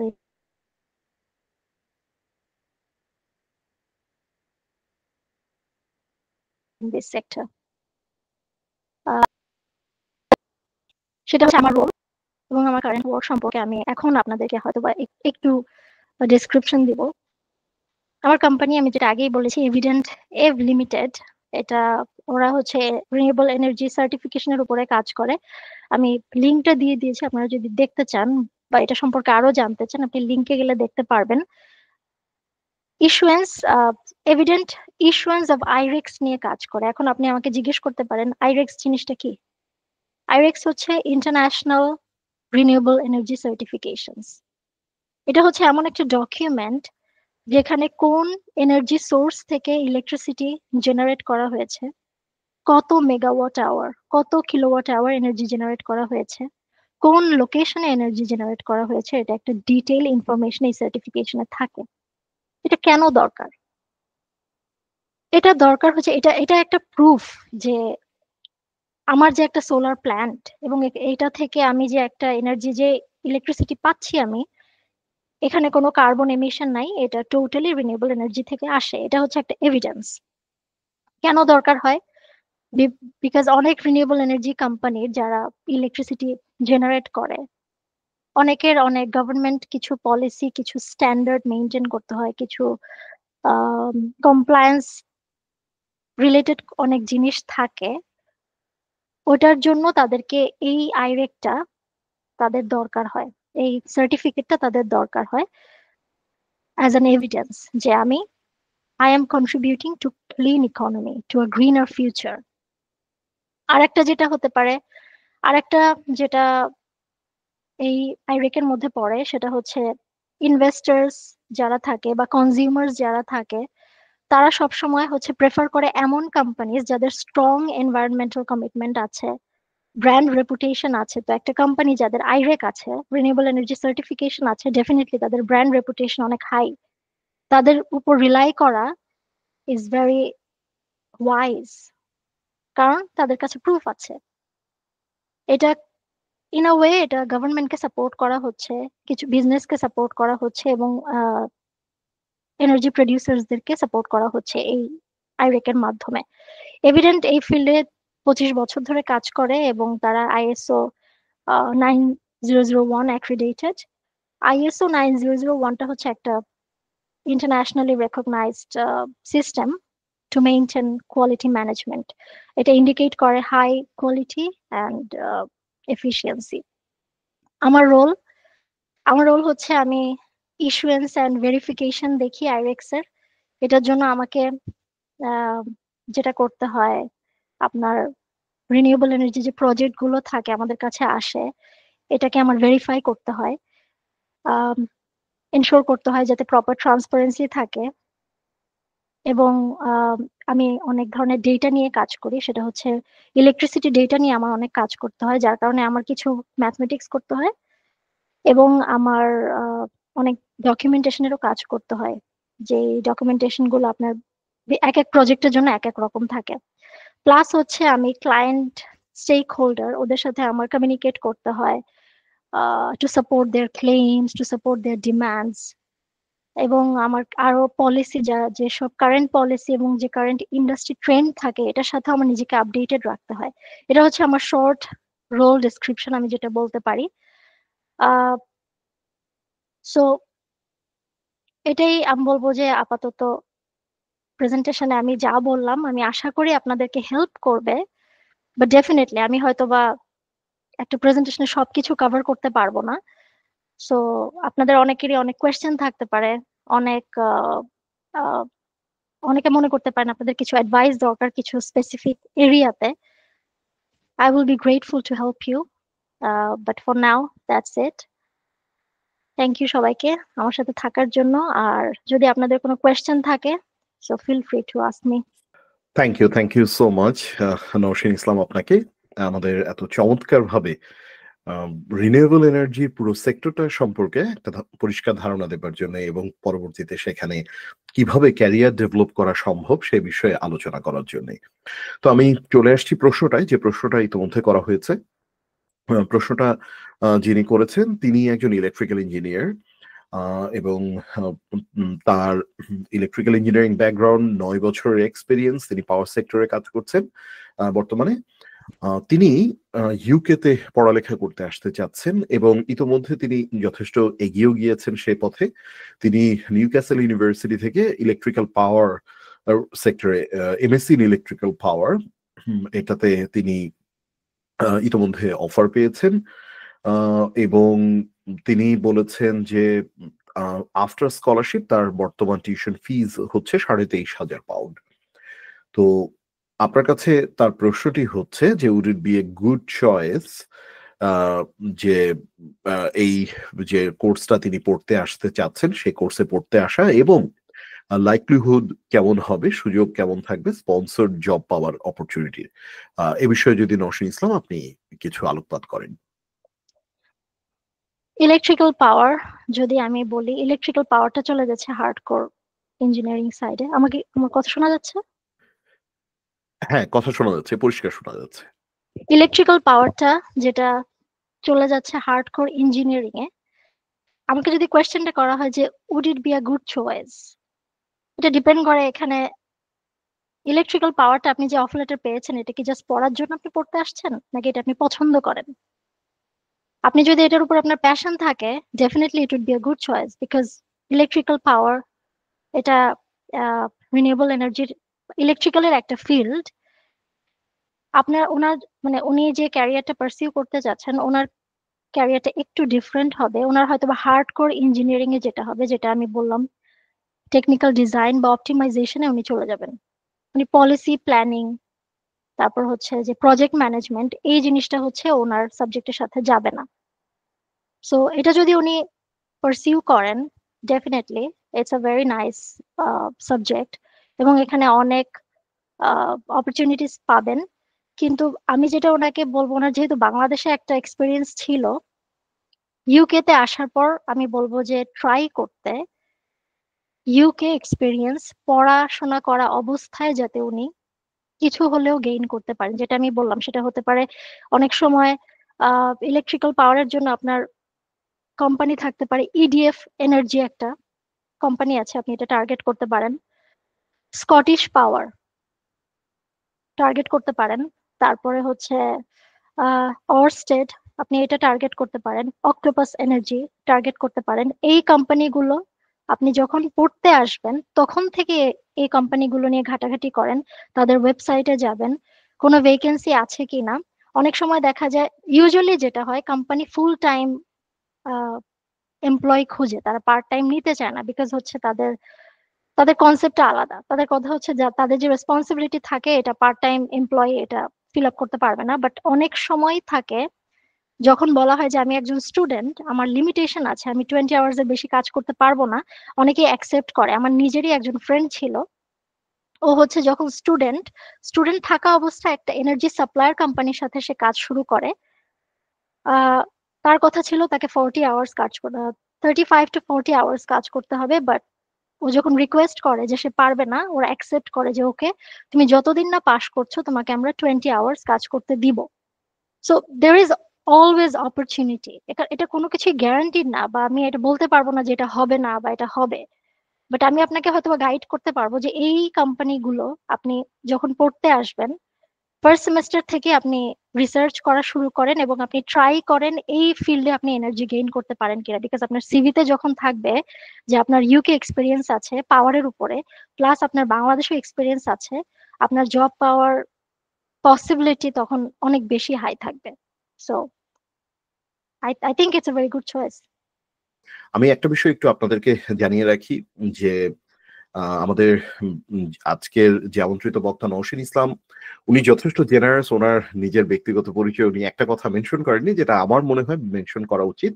উনি যখন ইউনিভার্সিটি অফ হালে এসেছিলেন, ইউনিভার্সিটি অফ হাল কিন্তু ওই সময় তা যেটা করেছিল, তারা তাদের ইন্টারন্যাশনাল টিউশন ফিজকে তারা হোম টিউশন ফিজের সাথে সমান করে দিয়েছিল।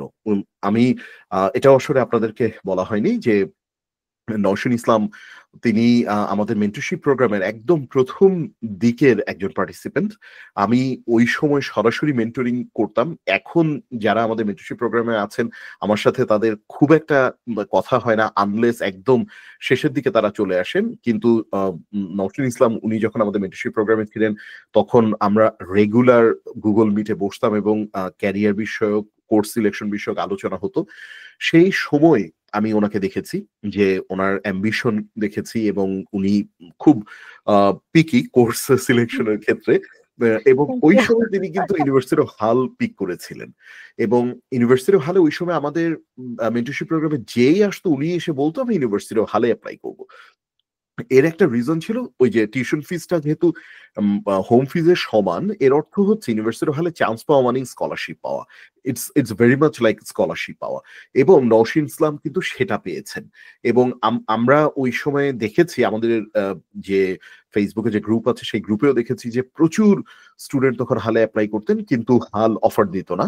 আমাদের মেন্টরশিপ প্রোগ্রাম থেকেও খুব অল্প কয়েকজন ইউনিভার্সিটি অফ হালে অফার পেয়েছিলেন, এবং নওশীন ইসলাম তিনি হচ্ছেন তাদের ভেতরে অন্যতম। তো আমার কাছে আমি তার গল্প পরবর্তীতে আরো অনেক জায়গায় অনেক সময় করেছি। সেটা হচ্ছে যে হালের এই অফারটা it was as good as getting a scholarship, যেটা উনি ওনার পরিচয় বলেননি। তো আমি সেজন্যই বলবো যে আপনাদের যদি কোশ্চেন থাকে আপনারা তাকে করতে পারেন, কারণ উনি আসলে একটা অ্যাসেট হবে আপনাদের জন্য। আপনাদের এই কোশ্চেন গুলোর যদি আপনাদের আনসার দরকার হয়, পার্টিকুলারলি রিনিউয়েবল এনার্জি, ইঞ্জিনিয়ারিং এই বিষয়গুলো নিয়ে, তাহলে this is the right time, because আপনারা কষ্ট করে জয়েন করেছেন আমাদের সাথে। আপনারা কোশ্চেন করলে আপনারা এই বিষয়ে আমি শিওর যে আরো রিলেভেন্ট আনসার আমাদের আজকের আমন্ত্রিত বক্তা নওশীন ইসলাম তার কাছ থেকে পাবেন। আমি একটা কোশ্চেন এক্ষেত্রে নওশীন ইসলাম আপনাকে আমি একটা কোশ্চেন করতে চাই। আপনি বেশ কিছু এনার্জি কোম্পানির কথা বলেছেন যাদের ব্যাপারে আমিও জানি, ওভার এনার্জি যা আমার কারেন্ট সাপ্লায়ার, তারপর হচ্ছে অক্টোপাস এনার্জি, তারপর স্কটিশ পাওয়ার, এদের সবার সাথেই আমি ছিলাম। কখনো আমি তাদেরকে তারা আমার সাপ্লায়ার ছিল, আবার কখনো আমি তাদের সাথে কাজ করারও সুযোগ হয়েছে।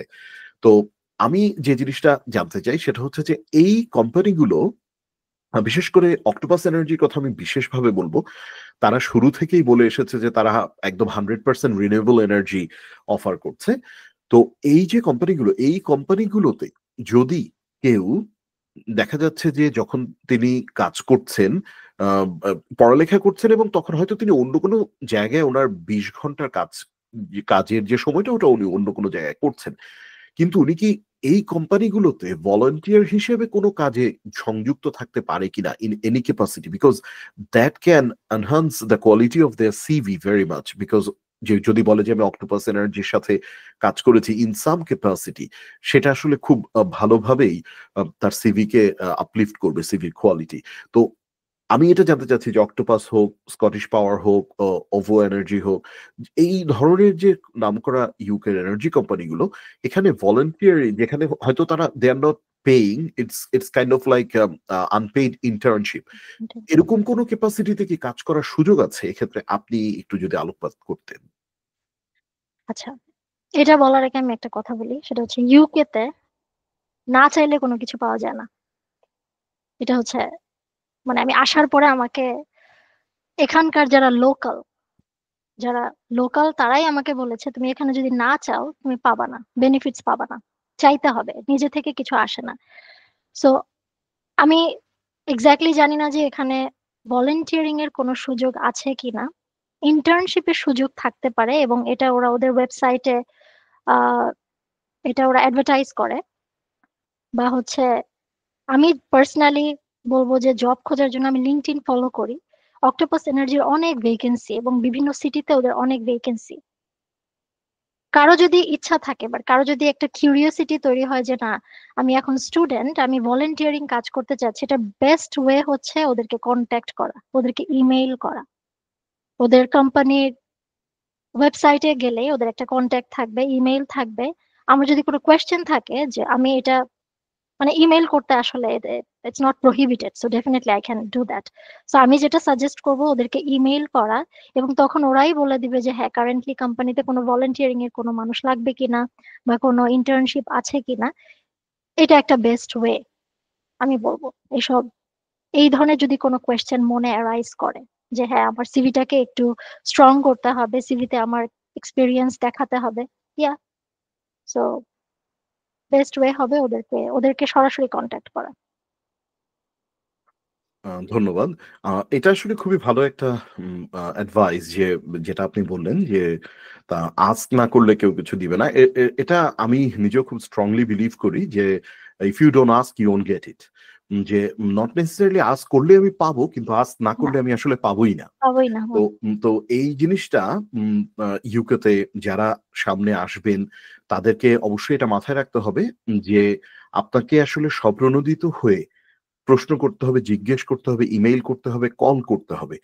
আপনাকে যোগাযোগ করতে হবে। এবং এটা আসলে আমি আমার জীবনে, তারপর আমার পরিচিত অনেকের জীবনে আমি দেখেছি যে ক্যারিয়ারের ক্ষেত্রে পার্টিকুলারলি যে অনেকেই এইভাবে করে আমি দেখেছি যে জবের অ্যাটলিস্ট তার ফার্স্ট ব্রেক থ্রুটা তারা নিজেরা স্বপ্রণোদিত হয়ে যখন যোগাযোগ করেছে তখন তারা পেয়েছে। So this is a very good advice আমি বলবো যে অবশ্যই খোঁজ নেয়া। তো আমি আরেকটা প্রশ্ন আমাদের এসেছে আমি দেখতে পাচ্ছি। যদিও যিনি প্রশ্নটা করেছেন উনি বলেছেন যে উনি একটু সমস্যার কারণে উনি আজকে সরাসরি অংশগ্রহণ করতে দেরি হয়ে গিয়েছে। তাই এই আলোচনার ১ম দিকের অংশটা উনি মিস করেছেন। তবে এটা পরবর্তীতে YouTube এ পাবলিশ হলে উনি দেখতে পারবেন। উনি প্রশ্ন করেছেন যে, "can I connect with you?" আপনার সাথে উনি কানেক্ট হতে পারবেন কিনা? আ উম যে এবং পরবর্তীতে উনি তো ভিডিওটা দেখবেনই। আমি পাশাপাশি আমি তাকে বলব যে, আ আয়েশা আপনাকে আমি বলব যে, আপনি যদি চান আপনি সরাসরি কোয়েশ্চেন ও করতে পারেন এখানে। আপনার কোন ধরনের কোয়েশ্চেন যদি থাকে বা আমাদের অন্য যারা অডিয়েন্স আছেন আপনাদেরও যে যদি কোন কোয়েশ্চেন থাকে আপনারা হ্যান্ড রেইজ করতে পারেন এবং সরাসরি আপনারা কোয়েশ্চেন করতে পারেন এবং সেটা কোর্স রিলেটেড হতে পারে, ইউকের ক্যারিয়ার রিলেটেড হতে পারে, লাইফ রিলেটেড হতে পারে। নট নেসেসারিলি যে আপনারা এমনটা ভাবার কারণ নেই যে রিনিউয়েবল এনার্জি খুব কাঠখোট্টা একটা সেক্টর। সো এই সেক্টর নিয়ে কি কোয়েশ্চেন করব বা এরকম নট নেসেসারিলি সেভাবে চিন্তা করতে হবে। আপনারা ইউকের ক্যারিয়ার বিষয়েও যদি আপনাদের জিজ্ঞেস করতে হয় যে ওভারঅল ক্যারিয়ার বিষয়ে সেটাও আপনারা জিজ্ঞেস করতে পারেন। কিংবা যে পড়ালেখার ক্ষেত্রে যে এপ্লাই করা এবং এপ্লাই করার পর আ এক্ষেত্রে একটা প্রশ্ন অনেকেই হয়তো এখন আপনাদের মাথায় কাজ করবে না, পরে আসতে পারে। সেটা হচ্ছে যে অ্যাটাস এর বিষয়টা। কারণ আমি জানি যে আ আ নওশীন ইসলাম উনার ১ম এ অ্যাটাচ চেয়েছিল। পরবর্তীতে আমরা এপ্লাই করে অ্যাটাচটাকে ক্যানসেল করিয়েছিলাম। সো এই যে বিষয়গুলো, এই বিষয়গুলো কিন্তু সামনে আপনারা যারা ইতিমধ্যে এপ্লাই করেছেন, আপনাদের সামনে কিন্তু অনেকগুলো obstacle আসবে। সো এ বিষয়েও যদি আপনাদের কোনো কোয়েশ্চেন থাকে, আমি আপনাদেরকে এনকারেজ করব। আর আ যদি কোয়েশ্চেন করতে হয় আপনারা হ্যান্ড রেইজ করতে পারেন।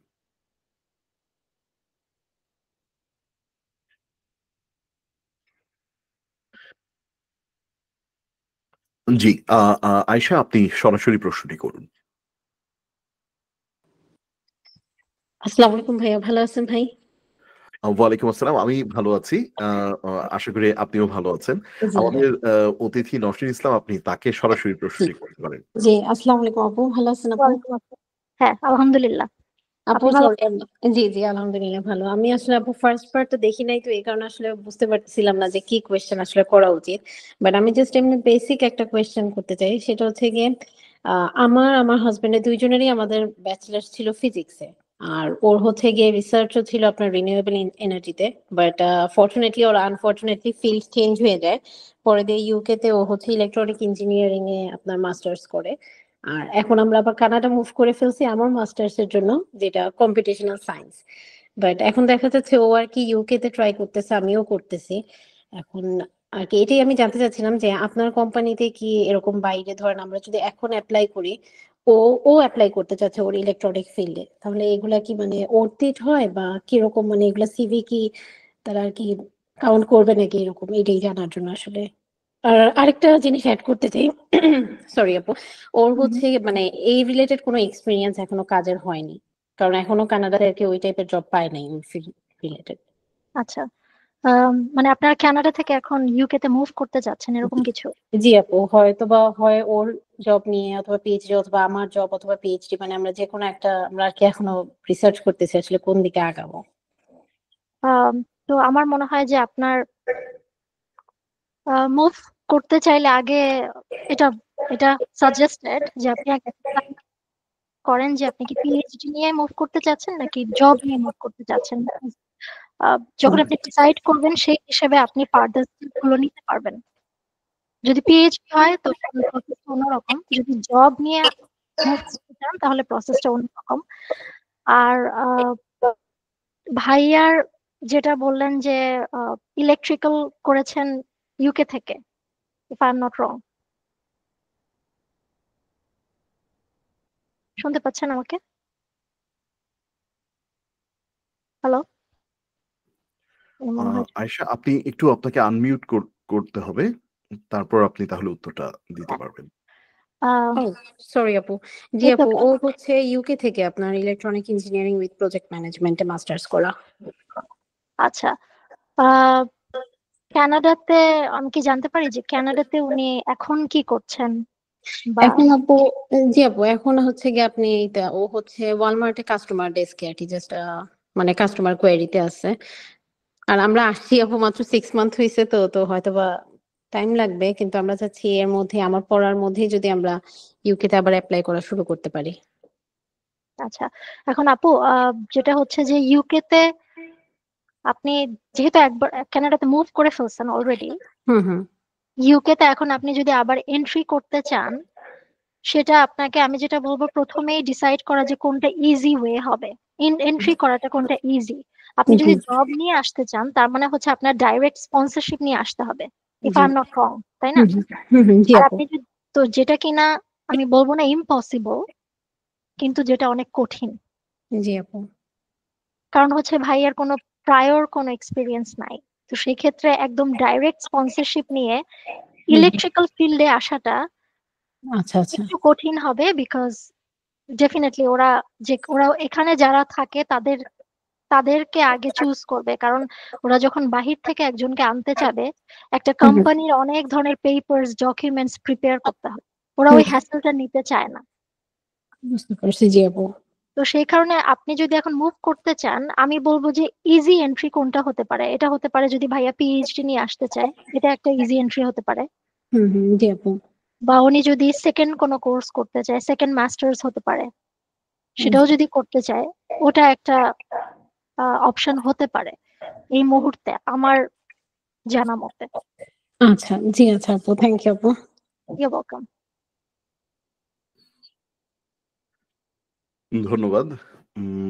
আমরা একটু দেখি আর কিছুক্ষণ ওয়েট করি যে যদি কেউ কোশ্চেন করে। এই ফাঁকে আমি একটা প্রশ্ন আমার মাথায় কাজ করলো যে এই প্রশ্নটায় যদি আমরা একটু আলোচনা করি তাহলে পরবর্তীতে যারা ভিডিওটা দেখবে তাদের জন্যই হয়তো সেটা উপকার হবে। যে অ্যাটাচ প্রসঙ্গে আমি যখন বলছিলাম যে আপনি আপনার প্রেজেন্টেশনে স্পষ্ট দুটো ভাগ দেখিয়েছেন রিনিউয়েবল এনার্জিতে। একটা হচ্ছে হার্ডকোর ইঞ্জিনিয়ারিং এর সাইডটা এবং আরেকটা হচ্ছে ম্যানেজমেন্টের সাইডটা। তো জেনারেলি অ্যাটাসের ক্ষেত্রে যেটা হয় যে যেই হার্ডকোর ইঞ্জিনিয়ারিং বা যেখানে আসলে এই ধরনের সেনসিটিভ বিষয়গুলো থাকে স্টেমে, যেটা আসলে potentially that can be used against UK in UK future, government. হ্যাঁ, যে কোনো কিছু খারাপ কিছু করার যদি কারো ইন্টেনশন থাকে, সেজন্য তারা আসলে অ্যাটাচটা কে এনফোর্স করে যে তার বিষয়ে বিস্তারিত জানতে। তো আমার যেটা প্রশ্ন সেটা হচ্ছে যেহেতু আপনার ক্ষেত্রে অ্যাটাচটা পরবর্তীতে আর লাগেনি, যখন রিকোয়েস্ট করা হয়েছিল দে ক্যান্সেলড ইট আউট যে আচ্ছা ঠিক আছে। তো এটা কি মূলত ম্যানেজমেন্ট সেক্টরের কথা বিবেচনা করে তারা চিন্তা করেছে? যে বা ওই যে ইঞ্জিনিয়ারিং সেক্টরে আসছে সেও কি এটা এপ্লাই করতে পারবে কিনা? এ বিষয়ে কি আপনি পরবর্তীতে কোনো ধারণা পেয়েছিলেন আপনার সাথে যারা পড়ছে বা আপনার আশেপাশে যারা ইঞ্জিনিয়ারিং আ স সাইডটাতে বা পরবর্তীতে পড়াশোনা করেছে? এ বিষয়ে যদি আমাদেরকে একটু কিছু জানাতেন। আমি যেটা আমি জানতে পেরেছি ভাইয়া, যখন আমরা অ্যাপ্লিকেশন করি, মনে আছে যে অ্যাটাসের কারণে কিন্তু আমার অ্যাপ্লিকেশনটা ডিলে হয়, হুম, হুম। বিকজ হাল ইউনিভার্সিটিতে অনেক কম্পিটিশন ছিল। ওদের যে একটা ওই যে টিউশন ফি ওরা ইন্টারন্যাশনাল লোকাল দুটোই ইকুয়াল করে দিয়েছিল। হ্যাঁ, হ্যাঁ, ওরা সেটার জন্য। পরবর্তীতে হুম, হুম। ওরা যেটা করেছে, অ্যাটাচটা মেইনলি ওরা দরকার হয় হচ্ছে আপনি যেটা বললেন, কিছু মডিউল থাকে ওখানে, কিছু সেন্সিটিভ ইনফরমেশন থাকে, হয়তোবা কিছু সেন্সিটিভ ইনস্ট্রুমেন্টের অ্যাপ্লিকেশন থাকতে পারে, যেটা কিনা ইন ফিউচার ইউকে গভর্নমেন্টের আগেইনস্টে, কান্ট্রির আগেইনস্টে ইউজফুল, মানে ইউজ করা যেতে পারে। ওইটার একটা ট্যাকেল দেওয়ার জন্য ওরা একটা সার্টিফিকেশন, অ্যাটাচড একটা সার্টিফিকেশন। তো আমি যেটা, I am not 100% sure, but আমি যেটা আইডেন্টিফাই বা গেস করেছি সেটা হচ্ছে ওদের মডিউলটা ওরা পরের সেমেস্টারে একটু চেঞ্জ করে। আচ্ছা। মডিউল চেঞ্জ করে ওরা সেনসিটিভ জিনিসগুলো হয়তো বা অ্যাভয়েড করে ওটা বেসিক একটা মডিউল ক্রিয়েট করে। আমি হয়তো বা একটা জিনিস মেনশন করতে ভুলে গেছি, সেটা হচ্ছে আমি এখন মেনশন করতে চাই যেহেতু আমাদের হাতে টাইম আছে এখনো, যে আমি পার্সোনালি কেন রিনিউয়েবল এনার্জি ম্যানেজমেন্টটা চুজ করেছিলাম। সেটা হচ্ছে আমার যে ইয়েটা ছিল, সাবজেক্টটা ছিল, এখানে যে মডিউল গুলো ছিল, এই মডিউলটা ডাইভার্স ছিল। ডাইভার্স বলতে আমি বুঝাচ্ছি, এখানে আমাকে এনার্জি টেকনোলজি নিয়ে পড়ানো হয়েছে, এখানে আমাকে এনার্জি কোঅর্ডিনেশন নিয়ে পড়ানো হয়েছে, প্ল্যানিং নিয়ে পড়ানো হয়েছে, আবার প্রোগ্রামিং নিয়েও পড়ানো হয়েছে। এটা যেহেতু এটা আমি বলবো বিজনেস অ্যান্ড টেকনোলজি কম্বাইন্ড একটা সাবজেক্ট, তো এই মডিউলটা অনেক ডাইভার্স ছিল। এবং এটার মানে হচ্ছে আমি শুধুমাত্র হার্ডকোর ইঞ্জিনিয়ারিং না, আমি এখন যদি রিনিউয়েবল এনার্জির আমি হার্ডকোর ইঞ্জিনিয়ারিং ছাড়া যে আমি ক্যাটাগরি গুলো দেখিয়েছি, R&D বলেন, ডেভেলপমেন্ট বলেন, তারপর হচ্ছে প্ল্যানিং বলেন, আমি প্রত্যেকটাতে এখন অ্যাপ্লাই করতে পারবো। তার মানে আমার ক্যারিয়ার পাথটা হচ্ছে ভাস্ট। এটা ওয়ান অফ দ্য রিজনস ছিল আমি এই ফিল্ডটা চুজ করেছি, আমি হার্ডকোরটা আমি চুজ করিনি। তো ভাইয়ার কোয়েশ্চেনটা ছিল অ্যাটাচটা কেন লাগেনি, এটা আমি পরবর্তীতে যেটা আমি বুঝলাম যে ওই মডিউলটা ওরা চেঞ্জ করে অ্যাটাচ লাগবে না এরকম একটা সেটআপ ওরা করেছে, এবং ওরা মডিউলটা কিন্তু পরে আবার চেঞ্জ করে। এখন ওদের যে কারেন্ট মডিউল, এটা কিন্তু আমার মডিউলের সাথে 100% মিলে না, এটা ওরা চেঞ্জ করে এখন আরো আপডেটেড করেছে। আচ্ছা আচ্ছা, হ্যাঁ, এটা এটা আসলে হায়ার এডুকেশনে খুব কমন যে সাবজেক্ট গুলোকে তারা আপ টু ডেট করতে থাকে প্রতি 2 থেকে 3 বছর পর পরই জেনারেলি তারা আপ টু ডেট করে, যেটা উম, যে বোর্ড এক্সাম গুলোর হুম। কারিকুলাম অনেক কম চেঞ্জ হয়, কিন্তু হায়ার এডুকেশনের যে এক্সাম গুলো, মানে বোর্ড এক্সাম বলতে আমি বুঝাচ্ছি এ লেভেলস বা ও লেভেলস এর এই ধরনের যে এক্সাম গুলো, যেগুলো একদম পুরো ন্যাশন ওয়াইড যে এক্সাম গুলো হয়, সেগুলোর কারিকুলাম তুলনামূলকভাবে ধীরে পরিবর্তন হয়, কিন্তু হায়ার এডুকেশনের কারিকুলাম খুব দ্রুত পরিবর্তন হয়। কারণ যখনই দেখা যায় যে কোথাও কোনো ধরনের কম্পিটিশন তৈরি হচ্ছে, এখন যেরকম এআই এর একটা উত্থান হয়েছে, এবং আমি শিওর যে এআই কে তারা ইনকর্পোরেট করবে এই মডিউলে ইন সাম ক্যাপাসিটি, সামহাউ তারা এটাকে এখানে আনবে। করবে। হ্যাঁ, এই জন্য হায়ার এডুকেশনের মডিউল গুলো এটা like not necessarily every alternative year, but 2 বা 3 বছর পর পর এটা তারা চেঞ্জ করে। হুম। অলরেডি তো এআই ড্রিভেন স্মার্ট গ্রিড নিয়ে কাজ হচ্ছে এই কাজ ফিল্ডে, কাজ অলরেডি শুরু হয়ে গিয়েছে। শুরু হয়ে হ্যাঁ গিয়েছে। হ্যাঁ আমাদের মনে হয় একটা কোয়েশ্চেন আছে আয়েশার কাছ থেকে। হ্যাঁ হ্যাঁ, যে উনি কোশ্চেনটা করেছে হচ্ছে যে স্টাডি পিরিয়ডে যে পার্ট টাইম জব করেছিলেন আপনি, সেটা কোন ফিল্ডে জব ছিল সে বিষয়ে উনি জানতে চাচ্ছেন। আচ্ছা, তো আমার এটা একটু ইন্টারেস্টিং, আমি যদি এখন বলি, আমি রেস্টুরেন্টে জব করি নাই। আহ, কারণ আমার ফোকাসটাই ছিল ডিফারেন্ট। আমি প্রথমে ইউনিভার্সিটিতে জব শুরু করি, তো আমি জানতাম যে আমার রিনিউয়েবল এনার্জি স্টাডির পরে আমি এই ফিল্ডেই কাজ করতে যাচ্ছি, বাট এক্সাক্ট রিনিউয়েবল এনার্জিতে আমি জব করি নাই। বাট আমি এরকম জব করেছি যেটা স্কিলস গুলো আমি ট্রান্সফার করতে পারবো। সেটা হচ্ছে এখনকার জবে আমি যেমন আমি আমার জব রোলের ক্ষেত্রে বললাম যে আমাকে ম্যাথমেটিক্স করতে হয়, আমাকে ডেটা নিয়ে কাজ করতে হয়, তো আমি আমার পার্ট টাইম জবে একটা কোচিং সেন্টারে অ্যাজ আ ম্যাথ টিচার হিসেবে কাজ করতাম। সো ওইটা আমার সিভিতে লেখা ছিল, এবং ওইটা আমার ইউকে এক্সপিরিয়েন্স ছিল। এরপর ইউনিভার্সিটিতে আমি স্টুডেন্ট অ্যাম্বাসেডর হিসেবে জব করি। সেখান থেকে যেটা হয়, আমার একটা নেটওয়ার্কিং হয়। স্টুডেন্ট অ্যাম্বাসেডর হিসেবে আমি যখন জব করি, তখন আমার যারা ম্যানেজার ছিলেন, তো ইউনিভার্সিটিতে কয়েকটা ডিপার্টমেন্ট থাকে, একটা ডিপার্টমেন্টের ম্যানেজার যখন আমার কাজ দেখেন, ওনার পছন্দ হয়, উনি আমাকে রেফার করেন আরেকটা ডিপার্টমেন্টের ম্যানেজারের কাছে। এই জন্য আমি বললাম নেটওয়ার্কিং কেন ইম্পর্টেন্ট। তো উনি যখন আমার কাজ সামনাসামনি আমার কাজটা দেখে যখন উনি দেখলেন যে উনি স্যাটিসফাইড, উনি আমাকে রেফার করার পরে আমি ইউনিভার্সিটির অন্য ডিপার্টমেন্টে বাই ডিফল্ট কাজ পাই। তো সেখানে আমার ইউনিভার্সিটিতে আমি কাজ করেছিলাম, স্টুডেন্ট ইউনিয়নে আমি কাজ করতাম, কাস্টমার সার্ভিসে কাজ করতাম। আমার যেহেতু আমার কারেন্ট জবে কাস্টমার ডিল করতে হয়, ক্লায়েন্ট ডিল করতে হয়, স্টেক হোল্ডার ডিল করতে হয়, ওইটা আর একটা আমার এক্সপিরিয়েন্স ছিল কাস্টমার সার্ভিসের জবটা, যেটা আমি ফিক্সড 20 আওয়ার্স করতাম আমার ইউনিভার্সিটিতে, আমার সিভিতে ওইটাও ছিল লেখা। সো আমি এই এক্সপিরিয়েন্স গুলো আপনি যদি কম্বাইন করে আপনি দেখতে পারবেন ম্যাথস, কাস্টমার সার্ভিস, এগুলো কিন্তু ট্রান্সফারেবল স্কিলস।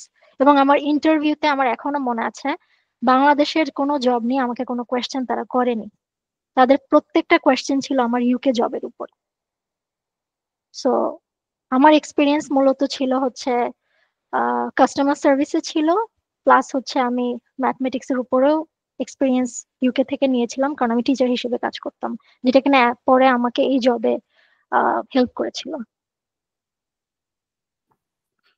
ধন্যবাদ। আমরা আমাদের সেশনের একদম শেষের দিকে চলে এসেছি।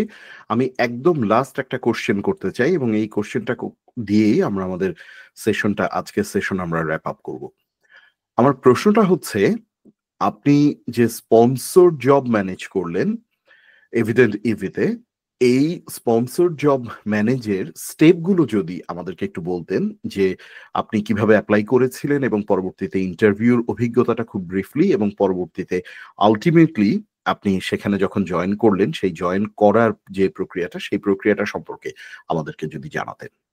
থ্যাংক ইউ ভাইয়া, এটা নিয়ে আমি এমনি কথা বলতে চাচ্ছিলাম, তো আপনি জিজ্ঞেস করলেন কোয়েশ্চেনটা। তো স্পন্সরশিপের ক্ষেত্রে আমি যেটা বলবো যে আমাদের ম্যাক্সিমামেরই এটা ইচ্ছা থাকে যে একটা স্পন্সর জব পাওয়া। আপনারা একটা কাজ করতে পারেন যে ইউকে গভর্নমেন্টের একটা সাইট আছে, ওখানে কারা কারা স্পন্সরশিপ দেওয়ার জন্য কোয়ালিফাই করে, কি কোম্পানি, ওই পুরো একটা কোম্পানি লিস্টই আছে ওয়েবসাইটে। ইউকে গভর্নমেন্টে গেলে ওটা দেখা যাবে, গুগলে সার্চ করতে হবে, ওখান থেকে অ্যাপ্লাই করতে পারেন। অথবা আপনারা নিজেদের ইচ্ছা মতো রিলেভেন্ট কোম্পানিতে অ্যাপ্লাই করতে পারেন। তো আমার প্রসেসটা ছিল হচ্ছে, আমি আমার ইনডিড ফলো করতাম আমার অ্যাপ্লিকেশনের জন্য, বাট পরে আমি ইনডিড থেকে শিফট করে লিঙ্কডইনে শিফট করি, লিঙ্কডইন ফলো করি। প্লাস হচ্ছে আমি গুগলে সার্চ করেছিলাম renewable energy jobs in the UK. সেখান থেকে আমাকে একটা ওয়েবসাইট দেওয়া হয়, ওখানে সব জব ছিল এনার্জির উপরে, আমি ওখান থেকেও পিক করে করে অ্যাপ্লাই করি। তো স্পন্সরশিপের ক্ষেত্রে আমি যেটা ফলো করেছি, আমি সবার স্ট্র্যাটেজি একরকম হয় না। আমার স্ট্র্যাটেজি ছিল যে আমি যখন ইন্টারভিউ কল পাই, আমার এই জবটা লিঙ্কডইন থেকে আমি পাই, আমার দুটো ইন্টারভিউ হয়, একটা হচ্ছে অনলাইন আর একটা হচ্ছে ইন পার্সন। এটা আমার নিজের একটা স্ট্র্যাটেজি ছিল, আমি স্পন্সরশিপ নিয়ে তাদেরকে কোনো কোয়েশ্চেন করব না। এই স্ট্র্যাটেজিটা আমি ফলো করেছিলাম এই কারণেই, কিছু কোম্পানি থাকে শুরুতেই যদি বলি যে আমার স্পন্সরশিপ লাগবে, তখন আমি যদি ইন্টারভিউতে কোয়ালিফাই করিও তখন তারা নেয় না। তখন তারা হচ্ছে অন্য কোনো অন্য ক্যান্ডিডেট থাকে যাদের স্পন্সরশিপ দরকার হয় না, এরকম ক্যান্ডিডেট তারা নেওয়ার প্রেফারেন্স থাকে তাদের। সেক্ষেত্রে আমি রিস্কটা নিয়ে নেই। আমার টার্গেট ছিল আমি আগে কোম্পানিতে ঢুকবো, পারফর্ম করব, তারপর আমি ওদেরকে জিজ্ঞেস করব। সো আমি অক্টোবরে জয়েন করি এবং 1 মাস পরে আমার যখন পিএসডব্লিউ অ্যাপ্লাই করতে হবে ডিসেম্বরে, তার আগে আমি তাদেরকে জিজ্ঞেস করি যে এরকম তাদের কোম্পানিতে স্পন্সর করার মতো কোনো ইয়ে আছে কিনা, অপরচুনিটি আছে কিনা, বিকজ আমি যদি স্পন্সরশিপ পাই সেক্ষেত্রে আমার পিএসডব্লিউ অ্যাপ্লাই করতে হবে না। সো তখন যেটা হয়েছিল, আমি তখনও প্রবেশনে ছিলাম, তো তারা আমাকে বলেছিল তারা আমাকে আরো কিছুদিন অবজার্ভ করতে চায়, বিকজ আমি এখনো প্রবেশনে, আমার এখনো ট্রেনিং চলছে। এই কারণে আমাকে পিএসডব্লিউ তে অ্যাপ্লাই করতে হবে। তো আমি পিএসডব্লিউ তে অ্যাপ্লাই করি এবং ফেব্রুয়ারিতে, প্রায় 2 মাস পরে, তারা আমাকে রিচ আউট করে, নিজে থেকেই তারা আমাকে রিচ আউট করে যে তারা এখন আমাকে স্পন্সরশিপ করতে চাচ্ছে, এবং তারা জানে যে আমি অলরেডি পিএসডব্লিউ তে অ্যাপ্লাই করে ফেলেছি, এবং এটার জন্য তারা যেটা করতে পারে, আমার স্পন্সরশিপের যে পুরো যে এক্সপেন্সটা ছিল ওটা আমার কোম্পানি থেকে দেওয়া হয়।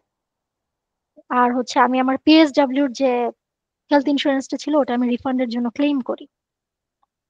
সো এটা হচ্ছে আমার স্ট্র্যাটেজি ছিল। আমি ওদেরকে প্রথমেই জিজ্ঞেস করি নাই, কারণ আমার টার্গেট ছিল আমি আগে ঢুকবো, আমি কাজ করব, ওদেরকে দেখাবো, তারপর আমি ওদেরকে, যখন আমার সুযোগ হবে আমি ওদেরকে জিজ্ঞেস করব। বাট এটা পার্সন টু পার্সন ভ্যারি করে। Thank you very much. আসলে খুবই ইন্টারেস্টিং স্ট্র্যাটেজি ছিল, এবং আম, এক্ষেত্রে একটা জিনিস স্পষ্ট, যে আপনি কনফিডেন্ট ছিলেন, আপনি জানতেন যে আপনি ঢোকার পর নিজেকে প্রমাণ করবেন। আমি তো আসলে মেন্টরিং করেছি আপনাকে, আমি আপনার সেই অ্যাম্বিশাস যে নেচারটা সেটা আমি জানি।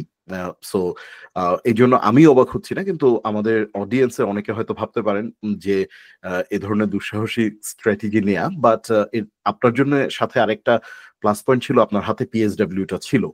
সো সেটা আপনার জন্য একটা কুশন ছিল যে আপনি পিএসডব্লিউ তে যেতে পেরেছেন, এবং এটা আসলে হেল্প করেছে কোম্পানিকেও, যে তারাও দেখেছে যে ইউ হ্যাভ দ্য পিএসডব্লিউ, এবং আপনিও তাদের সাথে আর্গুমেন্টে যাননি, আপনি সেখানে গিয়েছেন, এবং পরবর্তীতে তারা জিনিসটাকে এমন একটা এমনভাবে ব্যালেন্স করেছে যে হুইচ ইজ গুড, যে আপনাকেও তারা পরবর্তীতে যে স্পন্সরশিপ দিয়েছে সেই স্পন্সরশিপের সমস্ত খরচ তারা এখানে বহন করলো, এবং আপনি পরবর্তীতে যে আইএচএস ফিসটা সেই আইএচএস ফিসটা আপনি রিফান্ডের জন্য অ্যাপ্লাই করলেন। So it's a win win situation for both parties. So আমি বলবো যে আমাদের আজকে যারা এই সেশনে সরাসরি লাইভে যুক্ত হয়েছিলেন, তারা প্রশ্ন করার মাধ্যমে, তারা এই সেশনটা দেখার মাধ্যমে অনেক কিছু জানতে পেরেছেন। এবং আমরা যখন আজকের এই সেশনটাকে ইউটিউবে পাবলিশ করব, ইউটিউবে পাবলিশ করার পরেও অনেকেরই অনেক ধরনের প্রশ্ন থাকবে। তো আপনারা চাইলে সেই প্রশ্নগুলো ইউটিউবে কমেন্ট সেকশনে করতে পারেন, এবং সেই প্রশ্নগুলো থেকে পরবর্তীতে আমাদের টিম প্রশ্নগুলো পিক করে অনেক সময় আমাদের যারা গেস্ট স্পিকার থাকে তাদের সাথে যোগাযোগ করেন, এবং যোগাযোগ করে আপনাদের সেই প্রশ্নের উত্তরগুলো কালেক্ট করে পরবর্তীতে ইউটিউবে আমরা সেটা আবার পাবলিশ করি। সো আর দেরি করবো না, আমাদের একদমই শেষে আমরা চলে এসেছি। যারা জয়েন করেছে সকলকে অসংখ্য ধন্যবাদ, এবং নওশিন ইসলাম আপনাকে বিশেষভাবে ধন্যবাদ আমাদেরকে এত চমৎকার ভাবে আপনার গল্পগুলো শোনানোর জন্য। আপনার রিনিউয়েবল এনার্জির উপরে তো আমাদেরকে যথেষ্ট ধারণা আপনি দিয়েছেনই, প্লাস আপনার যে ব্যক্তিগত গল্পগুলো, সেই ব্যক্তিগত গল্পগুলো আমাদেরকে শোনানোর জন্য, সেগুলো আসলে ইনভ্যালুয়েবল। আমি বলবো যে সেই গল্পগুলো, প্রত্যেকটা গল্প এবং প্রত্যেকটা অভিজ্ঞতা, এগুলো আসলে এক একজনের জন্য ইউনিক, এবং আপনার সেই অভিজ্ঞতা থেকে অন্যরা আগ্রহ পাবে, অন্যরা সাহস পাবে, এবং অন্যরা পথ চলার ক্ষেত্রে নিজের স্ট্র্যাটেজি ডেভেলপ করতে পারবে। আশা করি আমাদের এই সেশনটা সবার জন্যই উপকারী হবে। সকলকে ধন্যবাদ দিয়ে আমি আমাদের আজকের সেশনটা শেষ করব। নওশিন, আপনি যদি কিছু বলতে চান। থ্যাংক ইউ ভাইয়া। আমি আমি খুবই গ্রেটফুল যে এই সেশনটা করতে পারে। আমি hope, this is my hope যে এটা কিছুটা হলেও মানুষকে হেল্প করবে। বাট তারপর কেউ যদি আমাকে রিচ আউট করতে চান, আমার লিঙ্কডইনে আমাকে রিচ আউট করতে পারেন। আমি আমার বেস্ট ট্রাই করব হেল্প করার, আপনাদেরকে যেভাবেই পারি। ধন্যবাদ। আমরা যেটা করব যে আপনার লিঙ্কডইনের যে ইউআরএলটা সেটা আমরা আমাদের ইউটিউব ভিডিওতে দিয়ে দিব, এবং এই ভিডিও শেষেও আমরা ইউআরএলটা ডিসপ্লে করে দিব, সো দ্যাট যদি কেউ জয়েন করতে, আপনাকে লিঙ্কডইনে কানেক্টেড হতে চায় আপনার সাথে, তারা যেন লিঙ্কডইনে কানেক্টেড হতে পারে। থ্যাংক ইউ সবাইকে, অসংখ্য ধন্যবাদ। আবার অন্য কোনো আরেকটা পাবলিক টকে সবার সাথে আবারও দেখা হবে আশা করি। আজকে আমরা এখানেই শেষ করছি।